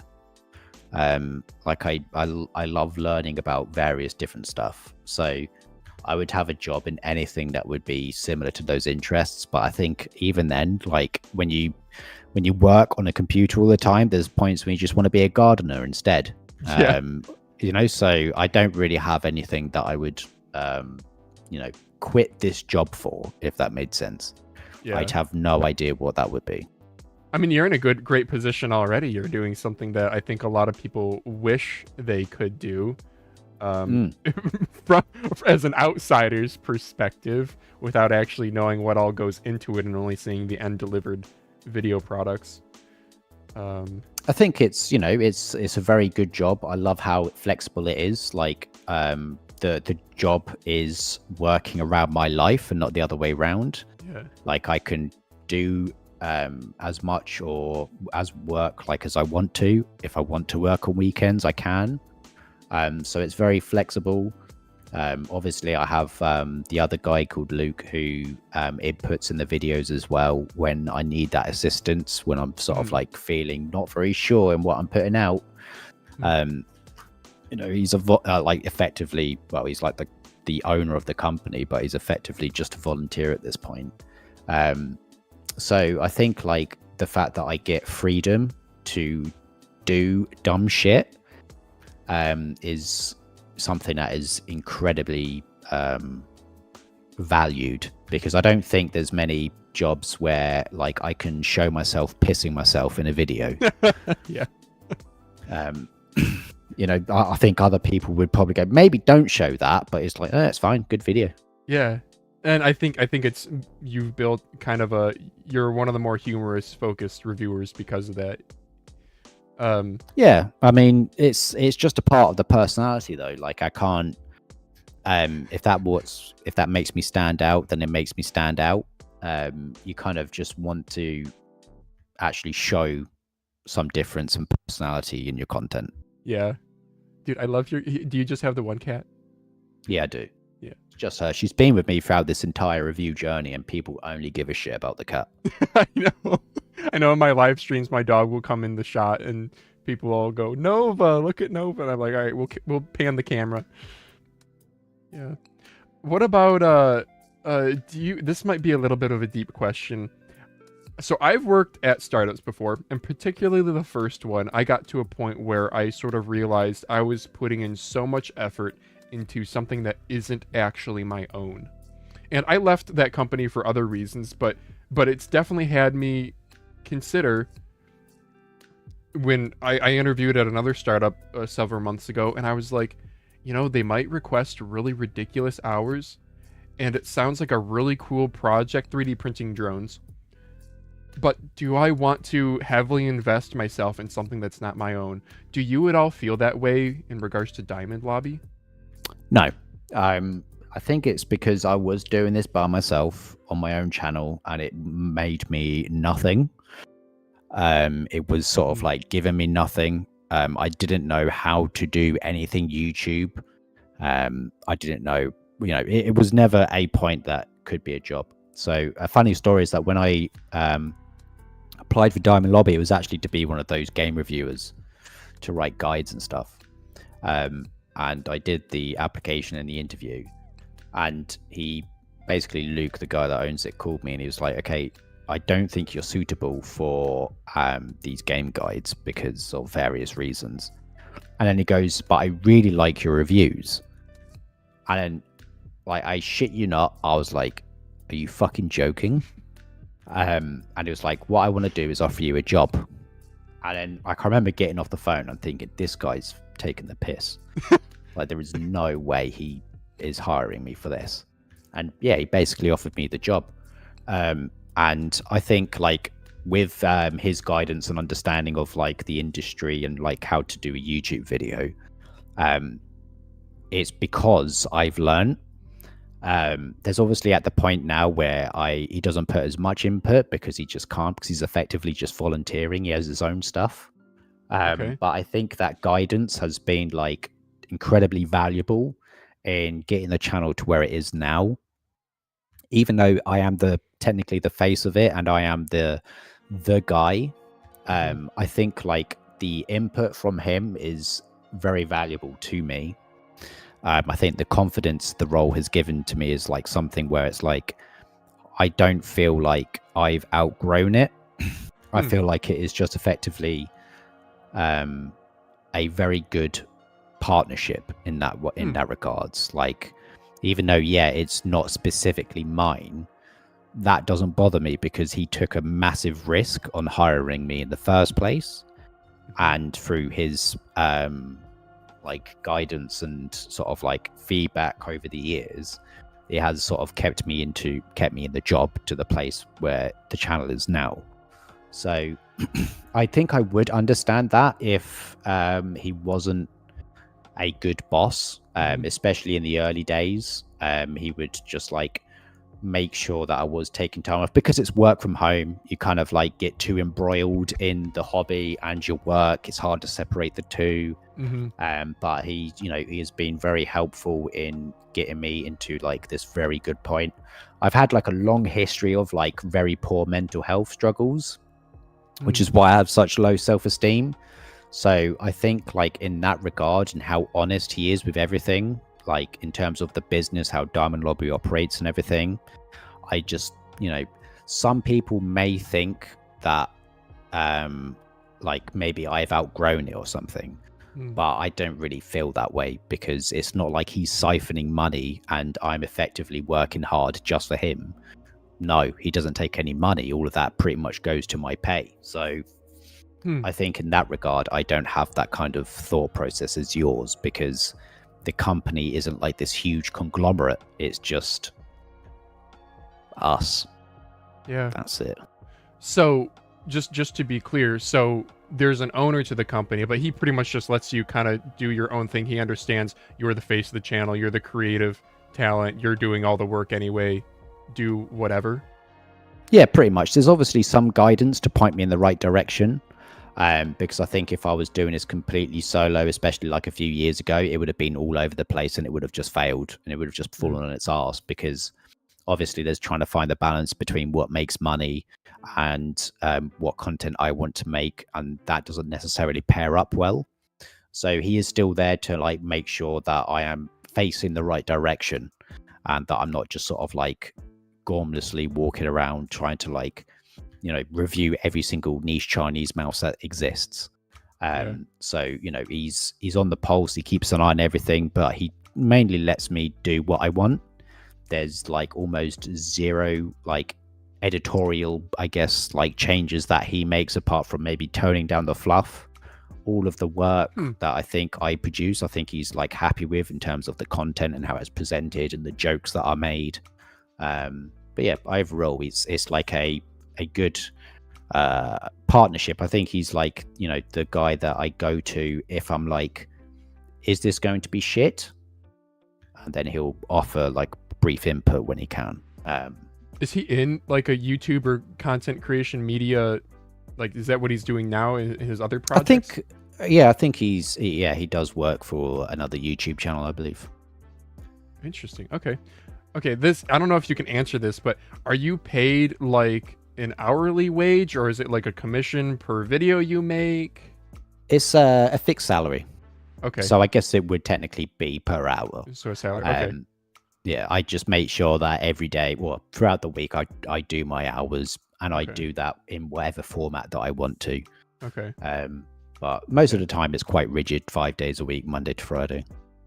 Yeah, but then, like you said, the lines can be blurred when you're at home, and it's still your hobby. Yeah, there is sometimes, but I'm quite good now at making sure that those lines don't cross. there's obviously going to be points when those lines do cross, but I try to make sure that I'm like, if I'm doing it out of interest, I don't find a harm in it, but I do, sit there and think, okay, this is technically work, so I'm not going to like, I need to make sure that this is considered work time if I'm doing something on the weekend. Yeah, you have to. Yeah, it can be easy if the lines get too blurred and you just end up, your life only becomes work, and that's not healthy too. I think it's because, I guess outside of work, it's just mainly like playing video games. I try to make sure that if I want to test a mouse, I do that during work time, especially if after work I wouldn't play video games anyway. Yeah. So that's like mainly the part where it does cross between the two. Yeah, I hope people don't take that misconception. They're just like, oh, all you get to do is test mice and play video games all day. And that's not the case. And even if it was, it certainly gets to the point where it's a job. I'm sorry, but you're like responsible for quality content and realistic takes. And I mean, brand and, communication and It does get tiring playing the video games, I will admit, especially if there's like a game or games that you just don't enjoy playing recently. Yeah. Like I only played Deadlock and Team Fortress 2 and Path of Exile at the moment. Yeah. There isn't really like a casual shooter game that I can play like Battlefield, because I think most of them suck these days. Like if BattleBit came out and was good again, then I probably would play that and it would be a little bit easier, but it's like I don't want to force myself to play games for the sake of it. Yeah. But sometimes you've got to if you have to test a mouse. Yeah. Okay, well I think that's pretty much, we got through all the questions that I had. I don't know if there are any that you wanted me to ask. I guess do you have any questions for like me or Daz? Not really, no. Obviously I like try and avoid watching everybody else's content. I do keep an eye on it a bit, but I don't sort of fully engage. So, as long as people are aware that this isn't like a full sense of superiority on my end, and it's actually just a case of, I don't want to jeopardize my content because I'm like trying to be like, oh, this guy does this, maybe I should do that. But no, not really. I mean, I'm pretty happy with like everything in terms of like, I mean, there is a lot more that I can talk about. Like I've got so much stuff in the tank. So if you guys ever need like a content machine, or if you ever got a space where I can just whinge about the industry, then I'm all ears and I'll happily yap for an hour. Perfect. I mean, we're coming up on 2 hours here, which is fantastic. And that's been the vibe I've gotten for a lot of people. All the guests we've had on have just been, they've just enjoyed talking. That's what it comes down to. I still remember Pizogel, he exists to me in this like tech power up written review space. And like he did a few podcast episodes with House Gaming. They did like called the Triple Click podcast. They did like 8 episodes and then poof, it went away. But when he came on the show, he was so passionate and kind of a quiet guy was the vibe I got initially. But towards the end of it, he was like volunteered. By the way, if you want to have me back, I would love to come back and yap some more. I think it's just because like in your review content or like review content in general, you can't. I mean, I do whinge about the industry in my videos, especially when it's like gambling or shady practices and stuff like that. But it's scripted in a scripted way. You can't really pop off as much as you want to. Yeah. So there's like loads of topics that you want to talk in detail. And that's actually one thing. This isn't a plug, which I'm going to be using the Patreon for. It's not a plug. You can plug it. I actually meant to talk about it. patreon.com/diamond. Oh shit, I should know what it's actually called. Just go on my YouTube videos. There'll be a Patreon link in there. /DiamondLobby. Anyway, like one thing that I'm going to be possibly uploading in the next week is like a deep dive into the Super Strike. Most of the content was actually going to be in the video itself, but I cut it for time. But it would literally just be and it might be like an hour long, no, not an hour, but a very in-depth look at the patents, at the actual implementation of the patents, what these mean for other companies going forward, and various other features that like go into like the Super Strike and the technology, because it's very interesting to me. So that's why I kind of just want to do a deep dive into that. But it's just stuff that just won't do well on YouTube, because no one's going to look at graphs and patents and all that stuff. Okay, I actually do want to ask about the Patreon. First of all, I never said it. I meant to comment it, but I think the way that you launched your Patreon with the video on how you make money was really good. I didn't at all get the vibe that it's like, I don't know, maybe some people are like, oh, he's just trying to extract more money or whatever. And I don't think people realize that, well, your video explained that this is not a particularly lucrative thing.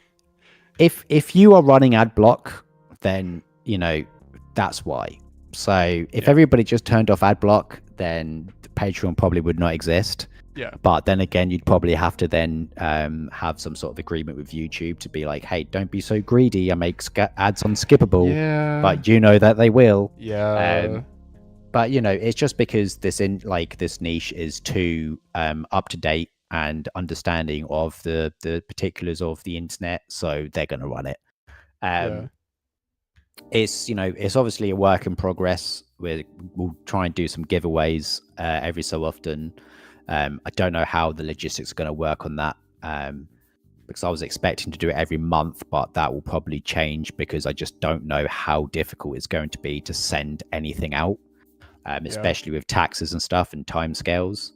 But it's also just to review mice that I didn't get time to review on the channel. And that's mainly what it's going to be used for the free part. And the paid tier is just for people that want to support us and listen to more detailed analysis about the particulars of gaming modes like the Super Strike.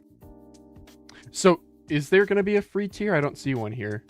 No, there is a free tier. I'm sure there is. Oh, like, okay. You can just join for free, but I have to sign up. Are you... Why do I have to continue with Facebook as my only... Well, all right. Yeah, you can join for free and then you get the reviews anyway. If you pay for it, you get the stuff that's in the pay tier, which will, you know, and the giveaways when they run for the products that I have. Yeah. Also, someone in the chat's asked me why the Ninjutsu 10 did not get a review. It is review worthy, but it fell at the back of my shelf and I forgot about it. Oh, okay. So yeah, no, this is totally accessible. I would have reviewed that. And I apologize to Ninjutsu for not reviewing that. It was in the top 10 mice of 2025. It should have been given a full review, but I lost it for a bit in my room. Yeah. I did want to ask, how's the Patreon been working out for you? Like, and do you think that you're gonna be pulled in too many directions between this and YouTube? That is a good question, and that was one that Luke came up with and was like, don't overpromise on the giveaways because we have no idea. I think it just depends if people are signing up to it often, and it starts growing and growing. It will just be about finding that balance. I don't think it would. I mean, we just see how it goes. I don't think there will ever be a world where the Patreon money outbeats the YouTube and affiliate money. So it would not be Patreon only content all the time, but it's just about finding over, you know, the few months, like what content can I put out to just the Patreon that doesn't eat into review time and stuff like that. So, you know, it'll be an interesting balance, but we'll see. I don't think it's going to impact the actual videos that much. Okay, interesting. Yeah, I feel like if I had like a main review channel, something like this podcast, I could put on a Patreon, but I don't plan on ever putting Mousecast behind a paywall because the amount of money it would earn, I do it just because I like it and I have a job. So, but like it's basically just like a way for, if people like your content enough to pay for it, then that's what it's there for. You, yeah. The giveaways are just a cherry on top, and that's it. Yeah.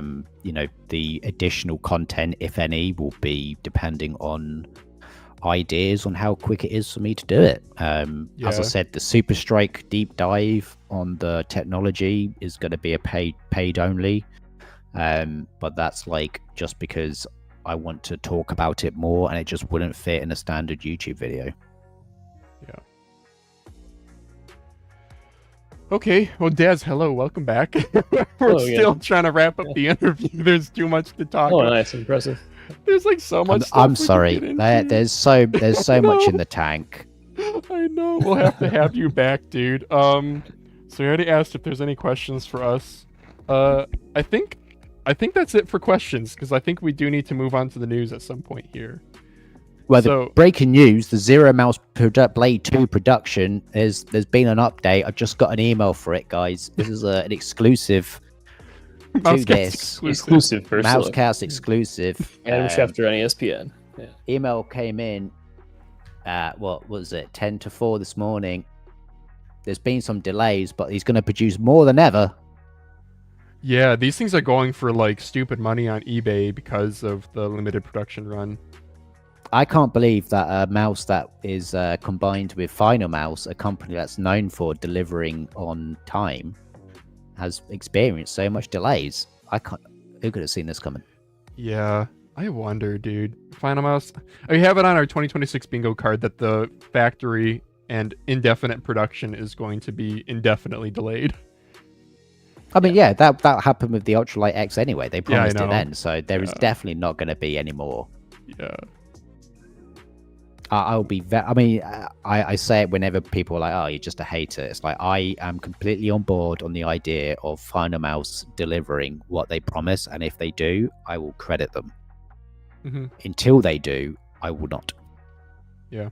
They make it really easy to hate on them, and then they go and they're so pompous about everything. So yeah. Okay. All right. Well, Chris, do you want to stick around for the news? You want to dip out now? You want to dip out later? How long does the news go on for? You know what? I'll just sit for a bit, and if I leave, I'll just leave. Okay, perfect. That's what a lot of other people have done. JQ and such. All right, news time. Timestamp it. First bit of news. The not Darmo Shark, Jesus. Madlions is back. I thought they were dead. The M3. Daz and I actually ordered some of these from AliExpress. Let's just check image translate I right paid here. like $30 for some cheap Chinese clone goodness. Yeah. No, Madlions actually, like the Mad G Max was actually pretty decent. This looks to be another Viper V3 clone or Viper V3 adjacent. Yeah, symmetrical 3/16 release date, maybe? What? Sorry, let's check the translate. M3 Pro has a coding 3950. Encoder, TTC Gold, 650 milliamp hour battery. So it's a big boy, 63 grams. So a battery swap maybe will get you to around 50. 127 long, so it's a full size. I don't know. Daz and I both ordered one because they were cheap. But this is oddly enough the content my channel enjoys, and I like the Mad G Max, so I figured let's give it a shot. Yeah, it definitely is pretty played out. And we know that Viper V4 is around the corner with all the leaks that have been happening. And we know 49 grams, 50K DPI sensor. I don't know, man. I'm starting to think it's less and less relevant, as Death Adder V4 is such a good mouse. I don't really want like any other ergo nearly, you know? Razer, for the flagship company they are, like, actually seems to deliver a little bit more than Logitech overall with the quality of their mice. Yeah, definitely. The Super Strike much best. The battery life on the Death Adder V4 is like insane. When you consider the weight of it, it's like one of those, you go back to a different mouse and you're like, why am I charging this again? Whereas with that, it's like genuinely like, holy shit, this is actually an upgrade. Yeah, and it's just such a well-made product too. Like a great coating, great quality, nice buttons. They're really loud. Even the dongle is like pretty hefty. The Orb dongle I really like. It's actually got some practical, what's the word? Like functionality, being able to see your wireless connection, strength and stuff like that. Even though it's a bit like, for people that know gaming mice, that's a bit like, who cares? But I'm pretty sure there's like 12-year-olds that have got their dongle on the floor for whatever reason, and they're like, guys, why does my mouse not run properly on 8,000 hertz? Yeah. So yeah, it's I mean, this clone though just looks like arse. It looks like a shit clone. No offense to Madlions. We'll see. I don't know. I'm actually a little bit interested because Madlions, the Mad G, was a good product. It was kind of like what I call ATK's like glory days, where it wasn't overpriced. It's ATK factory. Omron Opticals, Nordic 5052 H840. I have one right here, but it's disassembled. This Haven't they like Omron Opticals are dead now, aren't they? Or like they can't make them. Pretty much. It seems like it. Stop. Yeah, because I got unless a you're Mad like a R. tack shark. I got the Mad R was meant to come with Omron Opticals, but this has got the FE switch. FEs, yeah. Yeah, there are still some companies that are releasing it. Well, this is Omron Opticals, right? Nope, I lied. 150 million Kilhua fretting. So I'm guessing 150 million. The Kill Opticals have Kales. replaced Omrons in the majority of mice. Yeah. I'm not totally against that. I don't know. As a person who solders, it's not an issue for me. But have you tried the TTC optical V2s yet? Yeah, those are. I think those are like some of the best. I think they are very good. Yeah, the ROM Leviathan V4 has them. I've had a few other mice with them, but that's the standout they're very one. good. Yeah, Kale and TTC are the way to go right now. Although, like I said, unless you're a tack shark and you somehow have like an infinite supply of Omron Opticals nobody else can get, yeah, it doesn't make any sense. But. Wild. Okay, let's move on to the next bit of news. Xinmeng 01 or 03. Xinmeng apparently makes keyboards. Yeah, they're doing that IPI factory thing with the. So oh god, this finish on mice is. I'm so sick of it. Yeah, but we got Nordic 54 series. So. Huge battery life, 55 grams, carbon fiber shell, Omron light fretting. So they are Omron Opticals here, 3950. Event price, I don't know, March 2026 is the release date on an old platform. License plate number in the top right. What the fuck? I don't. That's not an American plate. I'm pretty sure it doesn't look like one. It's not a European one either. The translation's top tier. Yeah. Yeah, and then for specs, let's see here. Anything noteworthy here? 55 plus or minus 2 grams, so it's going to be 57. They will have a 3311 version.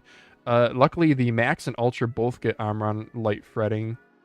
Oh, interesting. No, this is interesting. The cheap ones, the 03 and the 03 Pro, both get Huano 100 million light fretting. We have not seen optical Huanos yet. Except I know I have a Xinmeng 01. It's a different shape. It's a Hitscan Hyperlight clone, actually, I think. And that comes with Huanos. So I'll give my thoughts on that. I don't really know the pricing. There you guys go, though. 500 milliamp hour battery with 55 gram weight. I'm going to enjoy modding that below 50 grams. And we get red and green. Hell yeah. Wait, do you have more pictures? No. Well, anyway. It's a mini. It's a Viper V3 mini. Why has Razer not made a mini? We have the Superlight 2C. So for scale, this is 121 long. Viper V3 is 127. They didn't sell well. I mean, I'm pretty sure there was that Reddit post from The Fiend a few years ago where he was like, you know, the Viper mini just didn't sell well. Really? Okay. Yeah. Huh. Well, I know 2C and the 2026 Mousecast Bingo, I was like, 2026 is going to be year of 2C clones. I mean, that already existed before, though, didn't it? That's what the Attack Shark X3 pretty much was. A little bit more side taper, but that also was like an older release, you know? It's not like this day where we literally have things called like U2 and it's a U2 clone. I think but I think that like the Superlight 2C was like 3 years too late. Like the clones for that already existed and had been and gone through that cycle. So kind of like the Viper Mini. Yeah, we've been waiting for. Yeah. Let's check Amazon Superlight 2C. Let's check Amazon sold listings. 2C. They don't have how many were sold in the past month. Like in my Valorant video, I'm pretty sure I didn't see many 2C specifically in there. Okay, yeah. So I just don't. It just seems like if it's not a standard Superlight, no one cares. Yeah, like look at this, and even Ambi versus Ergo, new brands will often say we're going to start with a symmetrical because they sell much better. We had 2,000 plus bought in the past month versus 400. This is Amazon US. How does the Oh, that Super Light compare? that Haste Pro 2 that was on there on the other page. I think in Europe or in the UK at least, the model above that was is it like magnesium or something? Mhm. That was like what that would have been $60 US for you guys. It was on a Yeah. huge price drop. I Wow. was close to getting one, but then I was like, nah, it's HyperX, it doesn't matter. Yeah, I was too. Yeah, they are still on sale for us, not this listing, but yeah, the problem is it's like 62 grams with a magnesium shell, and I don't know. They're a nice shape. They're kind of like a final mouth shape, but I have a weird one that you're gonna have never heard of before, Chris. Where is it? Yeah, here we go. Infic INX. This thing's wild, and it's a Haste 2 shape, but mine's heavily modded. I mean, that looks nice though. Yeah. I mean, that looks pretty tight. One of the cool things about my 3D printing project is that they can get translucent filaments for it Really? and two-tone filaments. So you know those cars that are like Color shift? holographic? Yeah, color shift. You can get those filaments now. So that's going to be my next part as well for it. Oh, that's cool as hell, dude. Yeah, that actually would look really cool. VT0 Max Master, whatever you want to call it, edition has like a color changing finish on it. That's pretty cool. I just got that in Oh, did you? from Rapoo. Yeah. Yeah. ROMs is Like, looks- sort of. Purple, These isn't it? Chinese names that just crack me up so much. But what's man. wild, Chris, is that the Rapoo, dude, they have like an $800 million USD market cap. They're a huge publicly traded company. They mainly make office stuff, but we have just never heard of them because they don't sell outside of China, really. If it's like the Xinmeng Z that you showed, it's like, I mean, you know, if I don't have a job doing this place, I might just be like a consultant for these Chinese companies and just give them better names, and that's it. Yeah. Xinmeng, they do keyboards is what I've heard of them for, but yeah, when they start selling internationally, they should consider a different name. Like EWEADN, if their name is like Pioneer or Forerunner, just do the English word of that. That's fine. I'll buy a Pioneer S9, sure. Yeah. Better than EWEADN. I mean, I think Pioneer sounds, you know, maybe a bit more like a gentleman's pen, you know, like a rich person's pen, like a fountain pen. So it's a bit upmarket, but, you know, it would be better than EWEADN. That's for sure. All right, how about we move on to a brand that we actually know about? G-Wolves is reviving the HTS shape with the HTS Plus shape with the HTS Plus Pro. It's going to be 28 grams. This is, I think we're at the blind buy stage now for $99 after a creator's coupon code. Let's click Jake. Blind buys are nice from them for pricing, but you get locked into the boring black colorway, Yeah. and you have to assume you like the mouse. But Yeah. I don't know. not happy. I'm not sure on these blind pre-orders. I mean, No? they're like borderline shady for me. Borderline. there's a lot of debate around it for sure. The only reason Yeah. I'm okay with them is because G-Wolves has a history of delivering. It's not a total kick farter, but it still I dunno. is. From the business side, it's helpful because then they can kind of see the interest. Because remember, they're Yeah. buying production capacity, but it does feel a little bit like, I don't know.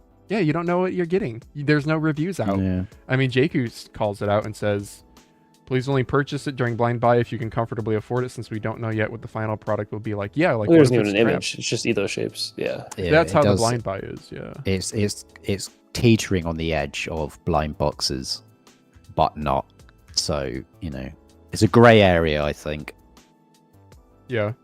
If any other company were to come out and do this, it would be really, really hard, but at least G-Wolves has a, I don't want to say Well, a it's an proven interesting history. company in general. They have a history. That is you know, they have one. Yeah. All right, let's move on to, this is a quick little bit of news. Sora V3 is delayed because of the sensor issues, basically. During the Chinese holiday, the factory's available workforce was much smaller than expected, made it difficult to reach the production volume needed for full market release after the break. For that reason, we get back from the holiday, received some feedback from early users that when the mouse is lifted and lands again on the pad, the pointer may go up and down, and ultra mode feels laggy. We teamed up with Pixar sensor team and verified the sensor issue, and they're currently working on a solution. Yeah, Sora said, or Ninjaso said that their sensor, it's not like a 3950. It's a totally different thing. I believe it's what's supposed to be similar to what's in the Viper V4 Pro, but the DM I got from them was that it's like the same technology backbone, but they were different technical paths. I don't know. I don't exactly understand but their sensor, it looks weird. It doesn't look like anything we've seen before from Pixar. It's I think it's on my Patreon post on the free one of the teardown. Oh, I didn't take an actual decent photo of it. That's no surprise. That's a shame. But it wouldn't surprise me that it was different because the PCB for their mice anyway is just so vastly different and interesting. That's why I was really gutted that I lost those mice. So I imagine that the Sora would have like the same kind of layout on the PCB. Yeah. But the Sora, the same things happen with that as well. I've just completely forgotten about it. But it might be a good thing if it's got some faults. Yeah, I had that in early review unit, and they told me to post a video about it, so I did, but it was kind of a disaster. If you want to bring up. Damn, I can use that as a reference then. Well, I actually want to... I wanted to like the mouse, and I like the shape of the Sora naturally. Yeah. It's like the 10 Air got put into a Sora, but if you like press on the front, you can crunch the buttons up basically, and the sensor was completely unusable. Until a firmware update that made it usable-ish on some modes. Did you take yours apart? I didn't take apart this one, no. Oh, the scroll wheel, the mouse 3 switch setup they've got on that on the Ninjutsu 10. I don't know if it's the same for the Sora. It is so cool. Yeah, it's like a floating thing. Yeah, no, it is. I did a teardown on the 10. Yeah, it is cool. They have those leaf springs on the buttons as well, and I'm like, what? I don't even know what they're for, but I love it. Pre-tensioning. So you don't. Yeah. So if like the injection mold of the button isn't like totally perfect, pressing on the micro switch dot, those leaf springs keep it down. This isn't totally new though. Like Logitech, for example, since the G502 I know had it back in 2013, they use torsion springs. Same thing. Yeah. I think this is just more of like, I was surprised that Ninjutsu did it, because in my opinion, they've just made Sora clones and that's it. That just got incrementally better. I just wasn't expecting like a pretty like significant shift in terms of like the PCB, the layout, the design of the mouse internally to be like this different. Like this is like Logitech level of quality, I felt. And it's been like a rather niche brand. Yeah, here's the side flex. Yeah. Damn, those are some well moisturized hands you've got there, man. Are they? Because my hands are dry as hell. Oh damn! Oh, no, they look nice. Mine This are full room of cat scratches. Oh yeah. Oh yeah, that's nasty. That flex. Holy shit. Yeah. It's like you're not going to do that in game, but my god, can we build the mouse a bit better?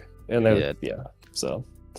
And this Chinese guy on YouTube, it translates to in peripherals. He does these really rapid disassemblies that are. Oh yeah, I watch him. I get jealous of watching him as well because it looks. Oh really yeah, cool. they're so good. Yeah. But this is the. Can I full screen this? Is it covered up? It's covered up. But yeah, the sensor's pretty wild. Oh yeah. It's the same layout. It's such a cool design. This is really well done. Yeah, but I think they have that side flex, like. Yeah, I mean that's disappointing. But I mean, that's just like a manufacturer fault, right? Because it didn't do this on the 10. The 10 felt like insanely solid. So mine did, yeah. I would just put this down to like being an anomaly more than anything. Yeah, there's the Aim Ninja 2 sensor. It's such a compact. I mean, this could be really good for like custom mice, maybe because of that PCB. I respect that they're really thinking differently about it, which is cool. I do know, so this is the mouse I'm using right now, Dharma Shark M9, which is a massive mouse. It's 136 long, but they are also doing an internal structure. And this mouse is pretty solid. Still, the side flex, like towards the front, just like the Sora, not as bad, but it has that rest of the mouse really solid, particularly the back because it has, well, they're not going to show it, but yeah, this is, yeah, I don't know. Personally, I don't think it's totally necessary. Maybe on like a large mouse like this, it becomes more necessary. Logitech has been doing this for a long time, this type of thing. But on a lot of other mice that are really well made, they're not necessary. Like HitScan Hyperlight doesn't do this. And then there's other takes like Piranha Mouse Mods does the carbon fiber rods. And those are amazing, but they don't do an entire structure. I don't know. I kind of feel like I can like notice that structure. I think it's just because I'm more of a heavy-handed kind of guy at points. but like especially with the click feel, I feel like you can feel that like support with a more internal structure underneath those main buttons. Yeah, I feel like when they're just on the PCB, they feel a bit like, I don't know, a bit cheap. But you know, that's just from like a very particular kind of person, I guess. Yeah, okay. Yeah. One thing's for sure is it definitely adds complexity. I'm sure on their end there's more, there's more assembly time, another part that needs to be made. So it's not like a budget mouse feature. We're not going to really see it. This M9 I think is $80 on AliExpress. After everything, I got it for around $55. All right, let's move on to the next bit of news. Oh man, we got some more news. This one should be fast though. Rapoo coming out with the VT6. It's what? Literally, didn't they? Oh, this doesn't show it. U2? Yeah, it's a U2 clone, but Okay. they literally called in the like marketing material. It's like literally U2 shape. They didn't even hide it. So I don't know. I'm not. No ramifications. It's crazy. Yeah, I'm not too interested. Have you used, Chris? Have you used any Rapoo mice? No, I haven't. They're They're actually not bad. They do. I mean, I think I consider that like all the Chinese clones to just be, not bad. There's just too many to sort of like go through, innit? Yeah, you would have to. And Rapoo has an entire lineup. I have the U6 or VT6 here makes it what 7 mice. But they're all clones with like a very slight shape alteration. Yeah, they're all. They have There's like nothing original. Unless the the VT1 VT7's is kind of original. VT1's kind of original, but like VT2 is just a GPX clone. VT0 is an X2H, and then VT3 and VT3S are like Zowie EC meets Death Adder kind of. But anyway, they're cool because they're really cheap for Nordic 54 series, and they have 800 milliamp hour batteries, so you get like stupid, 600 hour battery life, whatever it is. And they keep DPI buttons on the top, and there's probably some people out there who like them. And they Yeah. They do like a split PCB where the clicks are separate, and fast charging. I don't know. They're like really good value. They have decent coatings, decent skates, but I think their big thing is it's just not marketed well here in the US. And the names are all like VT1, VT0, VT9, VT6. People don't know what they are. To me, they're just. I just consider them to be the exact same as Ajaz. Oh, but if you ever try one, they are. I would definitely put them well above Ajaz. Yeah, I think it. Well, I mean, it's like in terms of marketing, it's like weird name. Oh, Some of them 100%. might have docks. Some of them might have docks, and they've got an incredibly awful naming scheme for you to remember. yeah. AJ179 V2. And Specifically, it's a really different got me. shape. It's ridiculous. 179 V2, 179 V2P. Yeah. V2 Titan Yeah.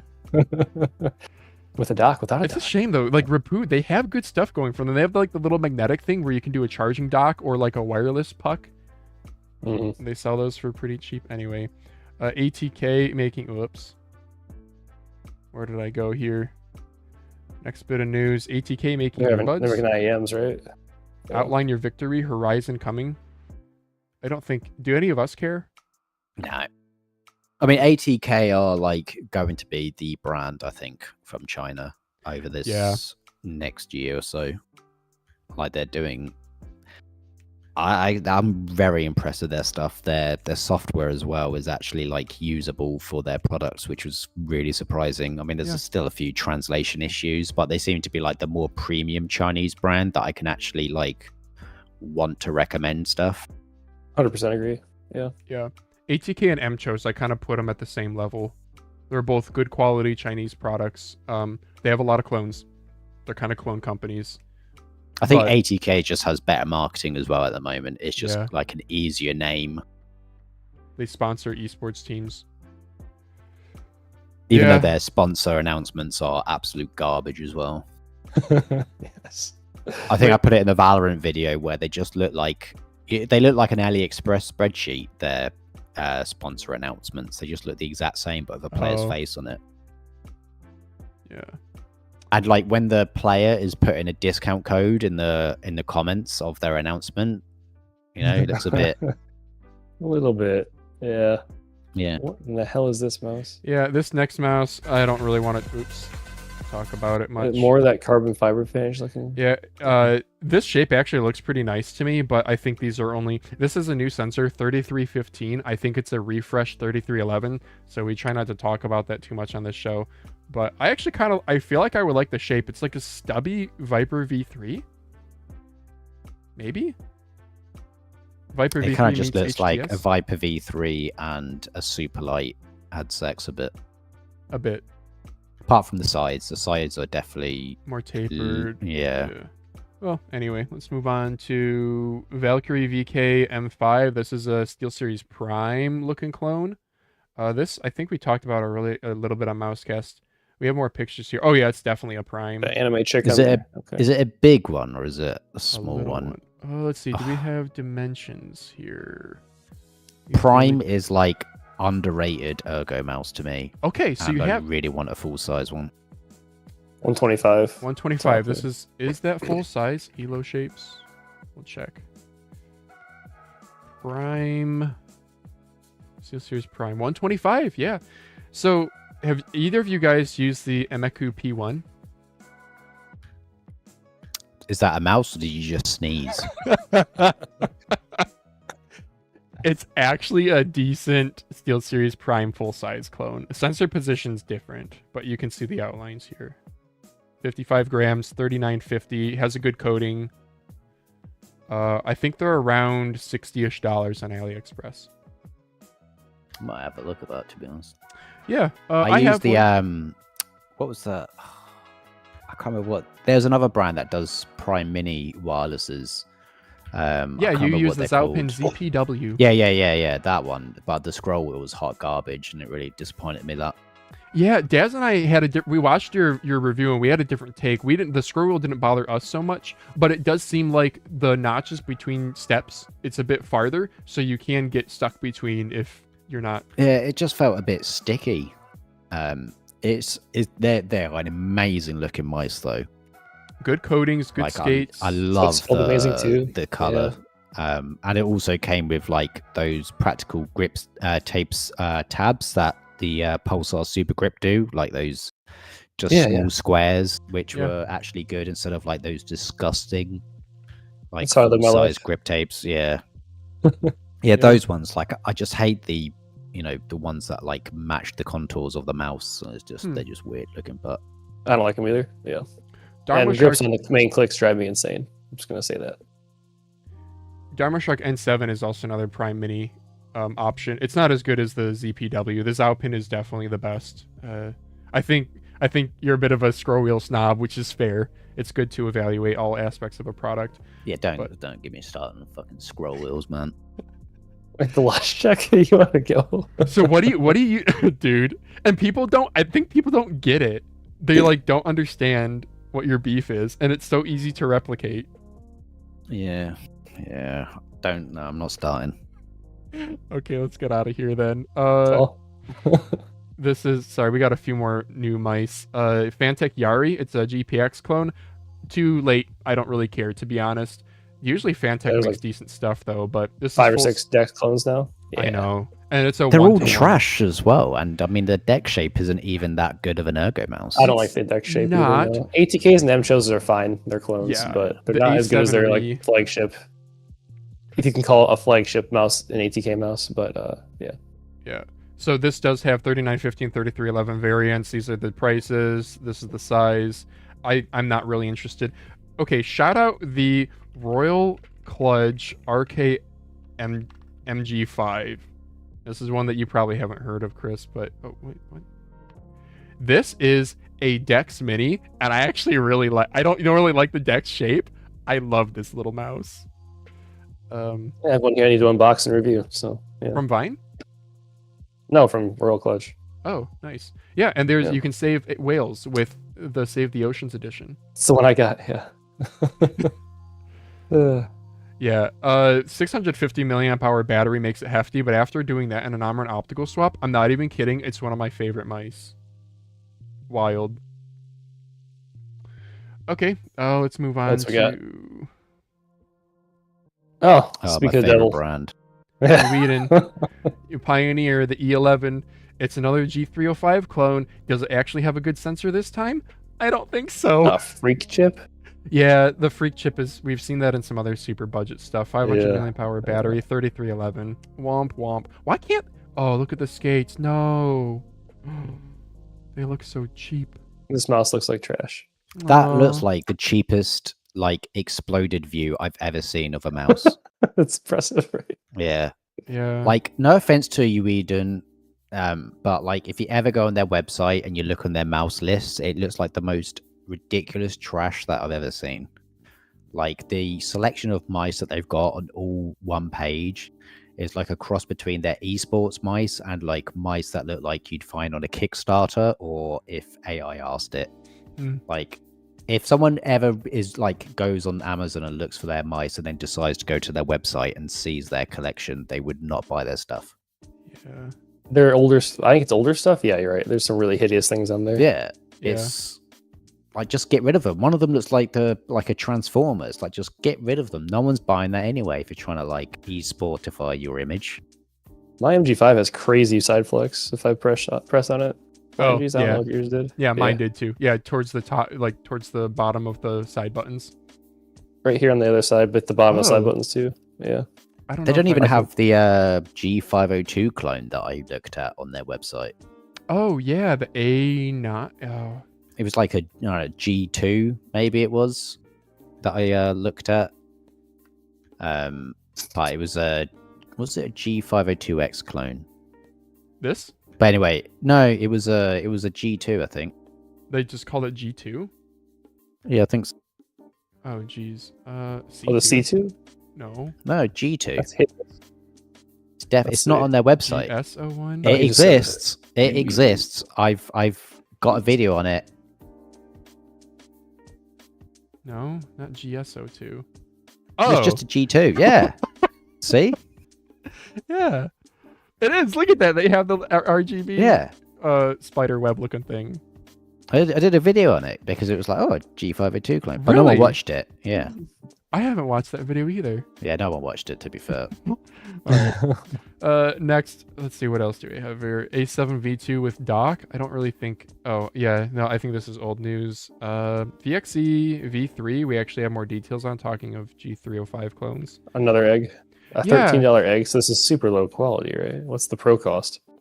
That is $18. The purple looks Oh my great. God. That just looks like the M-Chose version, though. That looks very much. Yeah. And 3395 SE, guys, is a 3311. So sorry, the A X0 self-developed MCU? ATK1? We've seen that before. They'll still work with a chip manufacturer, but they're gonna maybe have more control. Yeah, like over ATK custom opticals are really customers. just FEs. Yeah. It's such a shame. Like, why can't we just get one with a good sensor? The purple actually looks good. Looks like it's Easter Oh. morning. Yeah. All right. And then for pad news, we have PMM. Is that Has- today? I think so. Yes, it is. I could read. Yeah, this Saturday, 3 p.m. ET. I don't know. I've heard these are like pretty damn good. Like the S2P for a speed pad. But Yeah. I think it's gonna run like $80 for shipping probably or something. So Oh, oof. or they're Quantum $65. I think is that the price tag or is that the with shipping? I think that's the price tag by default. So you're really asking a lot of me to pay that much for a mouse pad. Yeah. Especially when I intend to buy the 170 plus or whatever. I'm PD170. concerned about the, who's shafting who. Like, is their supplier shafting them if they're costing that much to price? I Or- think- Or is he shafting us by releasing just profiting? I don't know. heavily? I would Hmm. think it'd be less him shafting us, but That's how I just think, feel. yeah, they're just too expensive. Like, the only mouse pad that I think has been worth the money is like the PD ones, but that's mainly because of the edges, you know. Have you used any of these PMM pads? Like, do we know No, I if they're haven't. okay? Like, what if it is like PD level quality, but then a I mean, different surface? it could be, but I still think that is still a hard sell for a cloth mouse pad Yeah. because it's Yes. obviously going to degrade and there is, a bit of maintenance to them. Well, depending on who you are, but I'm just not comfortable with cloth mouse pads costing over $50. That's That's how I feel too. Yeah. at what point are the only people who own it going to be reviewers and esports people who basically get it for free? You know, I don't even think esports people would get it though. I mean, they just seem to just use. I mean, there's a lot of Saturns. There's a lot of Lethal Gaming Gear ones. Yeah. Some of them just seem to be like, maybe $30. There's a few artisans, obviously, but yeah. Have you seen the Overwatch player who keeps a bowl of water next to his mouse pad and he puts water on it? Yeah, that is just nasty. I love it. All right, and the last bit of mouse news that we have this week, it's more of a keyboard news. Keychron launches a $60 HE one-handed keyboard. 8K, I don't think we really care. 25 gram force actuation. Jeez, that's very low. Late. The discussion question. Oh, we have a little thumb nugget. Would you guys use a one-handed keyboard? No. With a thumb nugget? What does a thumb nugget do? Is it like a haptic trackpad? Or is it just like one big thumb nugget? Is it just like a space bar? It probably is just a space bar. 8K built-in wrist There rest. isn't a space bar on that. So I imagine that is just a space bar because I don't see one on there. It offers SOD, I don't think it says here. CD, mod tap, ergonomic I angled imagine space bar. Ergonomic angle. Yeah, that would be the nugget, There it then, is. wouldn't it? Yeah. Okay. I mean, I've tried one of those Azerons. I've got a split keyboard, and that is just essentially a split keyboard, but right side not included. There's a question for Lemuki or Keychron. Why is there not a right side? Yes. You've made the left. Just put the right one in the box. Or even make it an option. Yeah. Honestly, after using a split, which is essentially just a keypad for playing games with, I think they're good. But just put the right side. I don't think anyone's going to have a whole keyboard and then a gamepad on their desk anymore. Yeah. That is for, point. old boomer desks where you had like a pull-out tray. that is like the kind of people that would have like a gamepad like this. I could see that. Maybe there's imagine you're like an Uber keyboard enthusiast and you have, a custom commissioned. Is it Angry Meow who makes the $600 custom keyboards? You have one of those, but you're also like a CSGO bro and you need HE for Snapchat. You just get a Wooting.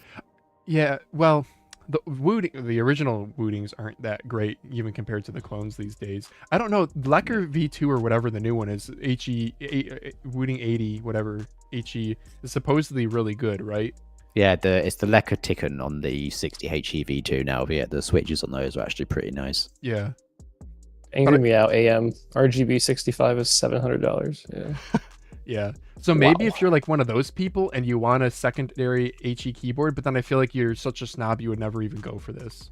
I don't know. No, you're right. You definitely wouldn't go for this if you had a $600 keyboard. Yeah. I don't know. Maybe if you have specific wrist pain, then this is good for you. So again, what's the market? Very limited. I think it's a tough sell. Not for us, I suppose. But look, you can have a drawing of a vice clamp. Okay, I think that's it for mouse news. We had some community recap stuff I wanted to get into, but I want to check in with you, Chris. Do you want to dip? I am desperate for a piss. So I am really hungry. So yeah, I will go now. Actually. Okay. Well, dude, so, thank you so very much. No, this was really fun. If you ever starved of guests, and you'll let me talk about Logitech scroll wheels for an extra 2 hours, then I can gladly fill that time. Yeah, I feel like I could get you and Melon and just sit back and let you guys talk for 3 hours. I would love it. But yeah, I think somebody asked me a question in your chat about my mental health after using a scroll wheel. It's completely fine because that was a year ago and I'm fully recovered, but that was the worst thing I've ever done in my life and I would never do it again. Perfect. Yeah. So yeah, that's it. Thank you very much for having me on. This was really good. Sorry I showed up late. Oh, that's no problem. Google search AI is the fault of that. Yep. And thank you very much for your time. So goodbye, everybody. All right. Appreciate it. Bye, Chris. Thank you so much for coming on. Have a good see one. you soon, hopefully. All right. I'm gonna have to dip then immediately as well. Okay. All right. I'm gonna do the community recap then. Okay. All right. Yep. I'll see sit you down guys. with you later. Bye. All right. So, and then there was just one. We're gonna do a quick community recap. Let me bring up that banner. Sure. Not that it really matters.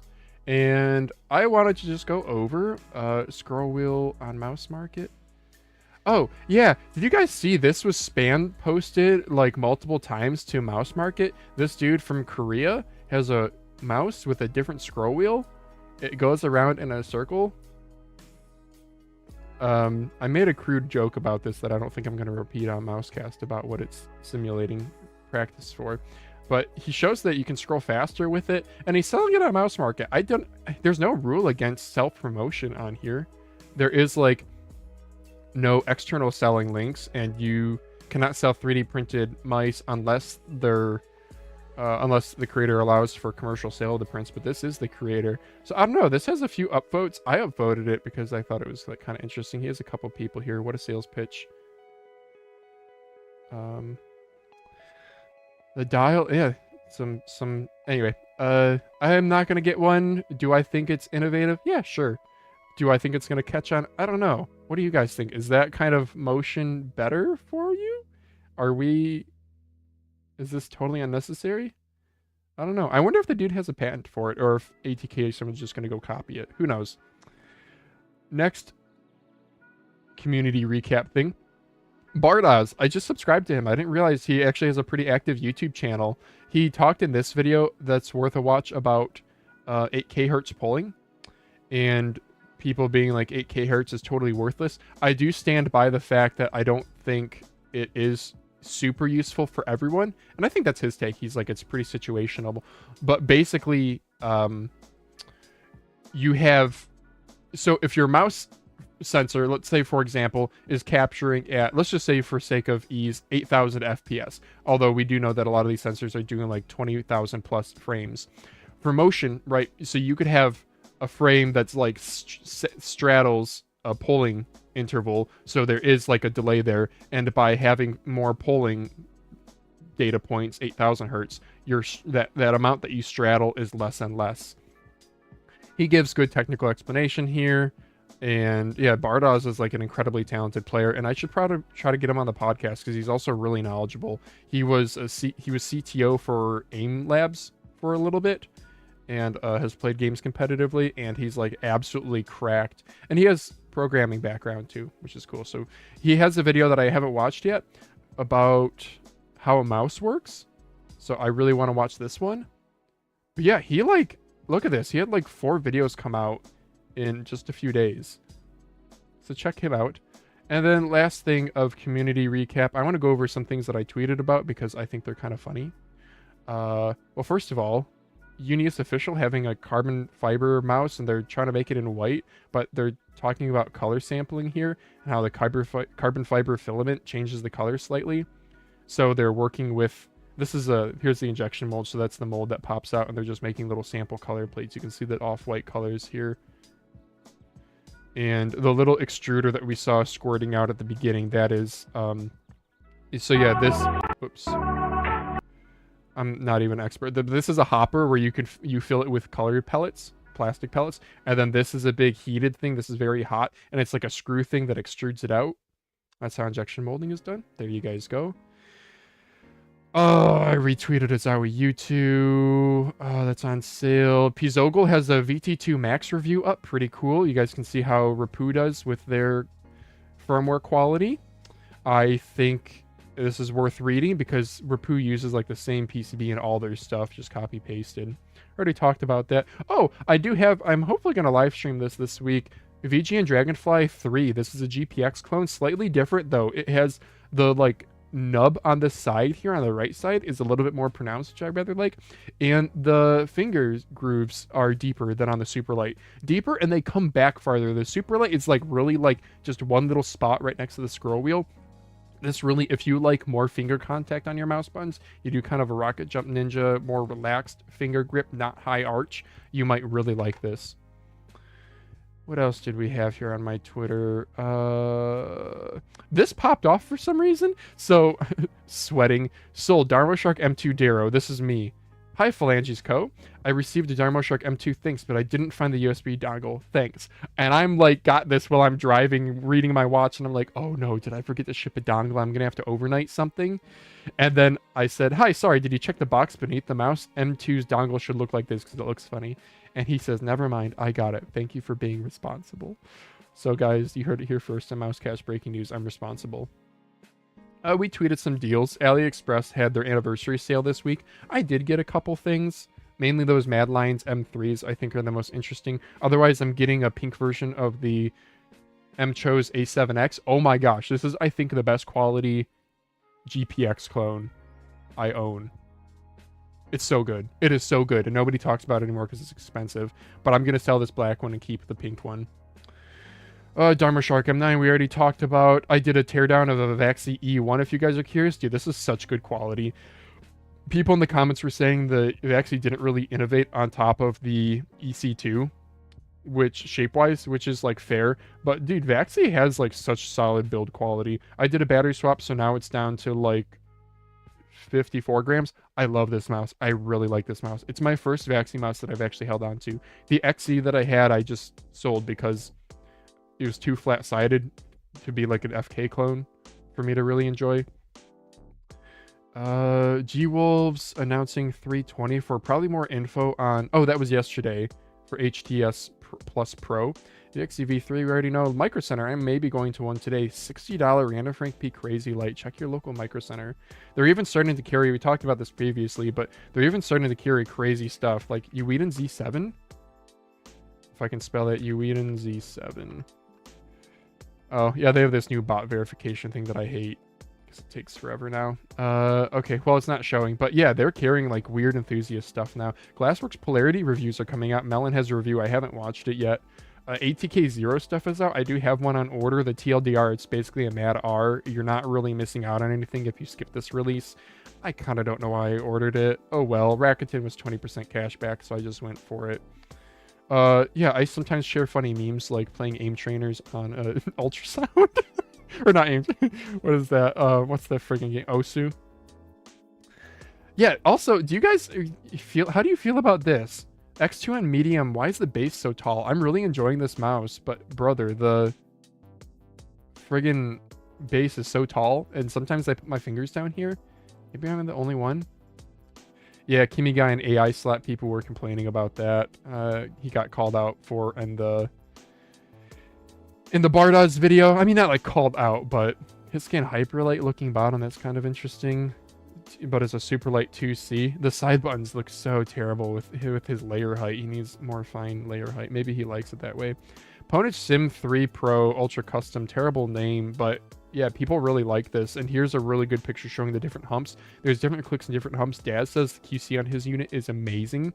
They delayed it to really get the quality perfect, and apparently has paid off. All the reviews I've seen so far, very positive. $100 USD, adjustable sensor position, adjustable click finger grooves, and adjustable hump. I tell you, the click grooves do matter more than you think. They really do affect your grip more than you might think, and that's a good way to test it. Silica Helix, I kind of want one, but hard to find. Yeah, Dharma Shark M9, this thing is absolutely massive. I don't really know. I talk about it more in my live stream that's went up yesterday. It's massive. It's not quite a Viper V3 clone. It has hip flare like a Viper, and it does get narrower towards the middle, but it's rather flat-sided. So it's more like a Mad R, or a Mad G, sorry, a Mad G. But it's just massive. I have no problem gripping it. Like, I've been doing this podcast and not really thinking about it. But yeah, like, it's good quality. It's really good coating.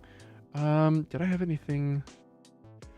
PMM Zen Mini I really want. I don't know. Do you guys, after having a Zen 8K here, like the full size, this thing's amazing, dude. This is really good. This would be like my main mouse if it was truly a Viper V3 clone, but it's not his waist. He didn't taper the waist as much on the Viper V compared to the Viper V3, and I really like that waist taper. Dude, 5 years of Boardsy Fest is really impressive. I would totally go if I could. Metkey's doing deals. Yeah, I sometimes post deals here with my affiliate link, but I'm glad that the affiliate links are actually shortened. They're much more palatable that way. I paid in a mailbox because I shipped my set of my mailbox. So this thing's, I don't think this really, do I have a picture? Yeah, this thing's massive and I love it. You can also see, that's my garage there, haha. Lamzu Inca for 49 bucks, dude, at Micro Center. I got one. And here's the Imeku P1 that I mentioned is a prime clone that I guess DiamondLobby is going to have to check out. Yeah, it's like a basic mouse construction. The clicks felt really hollow to me. The Kales felt really crappy in it, but I swapped in some different switches and it feels much better. I went for the red scroll wheel just because I needed to get rid of that. And yeah, mice and my dog. There's my dog. If you watch my live streams, you can watch the dog. Mousecast Bingo that I referenced a few times. This is so, dude, this was me teasing. I don't know if people know Warher. Yeah, if you're on Diamond Discord, which is decently active, you'll know this is his Discord profile picture. But these were some of the items we had, like fast food restaurant collab. That'd be funny. House gaming new video. I don't think it would be him coming back. I think it would be him being like, sorry guys, here's a something. I don't know, maybe 2 more driver malware incidents. Nothing so far. 3D printed mouse in a tournament. We did get this and I did link it. So there's that. Razer AI dongle. We did get the from CES, the like AI. I don't think it was a mouse dongle, but they had an AI companion. Forget what it was called. It was this like anime chick inside of a cryogenic tube. Steel series remains irrelevant. Easy one. 2C clone. I don't think Frenzy. I don't think we're gonna get that. ATK Extremist Edition 1200 milliamp hour. I still think that might come. Super Strike flops. This one did not happen. Super Strike has been very well received. I should have gone the other way with this, but I was trying to be fun. Phalanges Eats an Omron Optical, I think, is the funniest one on here. That one made Daz crack up pretty hard. You guys should watch it. Final House Factory delayed. ULX milked again. That's definitely going to happen. They said their factory's supposed to come in August. Red Dragon releases a tier mouse. I don't think so. Their sensors are actually pretty decent. But 10x, by the way, is partial refunding all the Shinrai, or not Shinrai, what's the new... the Jade Fire pads, because the logo, the 10x printing logo, peels up. It's such a shame. So Daz, before the artwork was released, I went over to Daz's place. We shot a live stream together. You guys can watch that on my channel. The logo, it's really pretty. It's like this gold sheet.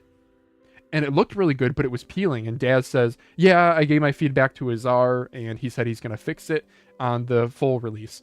So Azar does his release, saying that it's fully fixed. The factory said it's fully fixed, and it's not. It's not fixed at all. So he got screwed over by the factory. So he gave a partial refund of $15 to all orders, which is probably all of his margin, if not even worse. I don't know. And he says, as far as I know, he's working on a fix.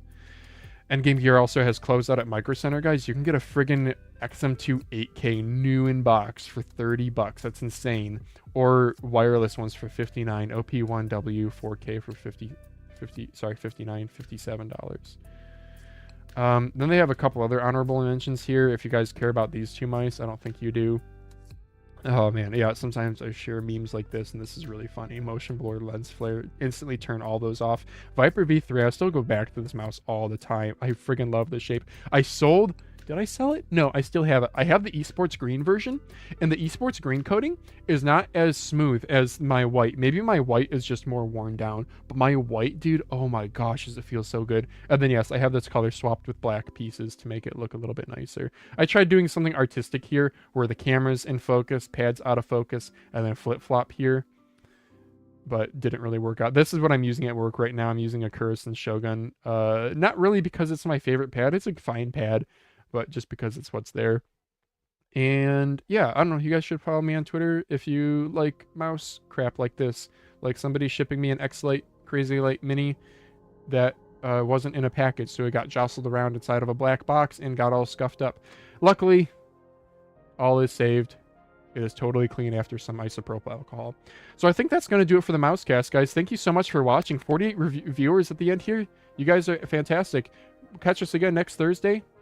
Should be a normally scheduled episode. I don't think we have any guests. We had a bunch of guests here in a row, and I thank all of them for coming on. Who should I have on next? Leave it in the comments. Join the Discord. That's the best way to engage with me, and I'll catch you guys all later.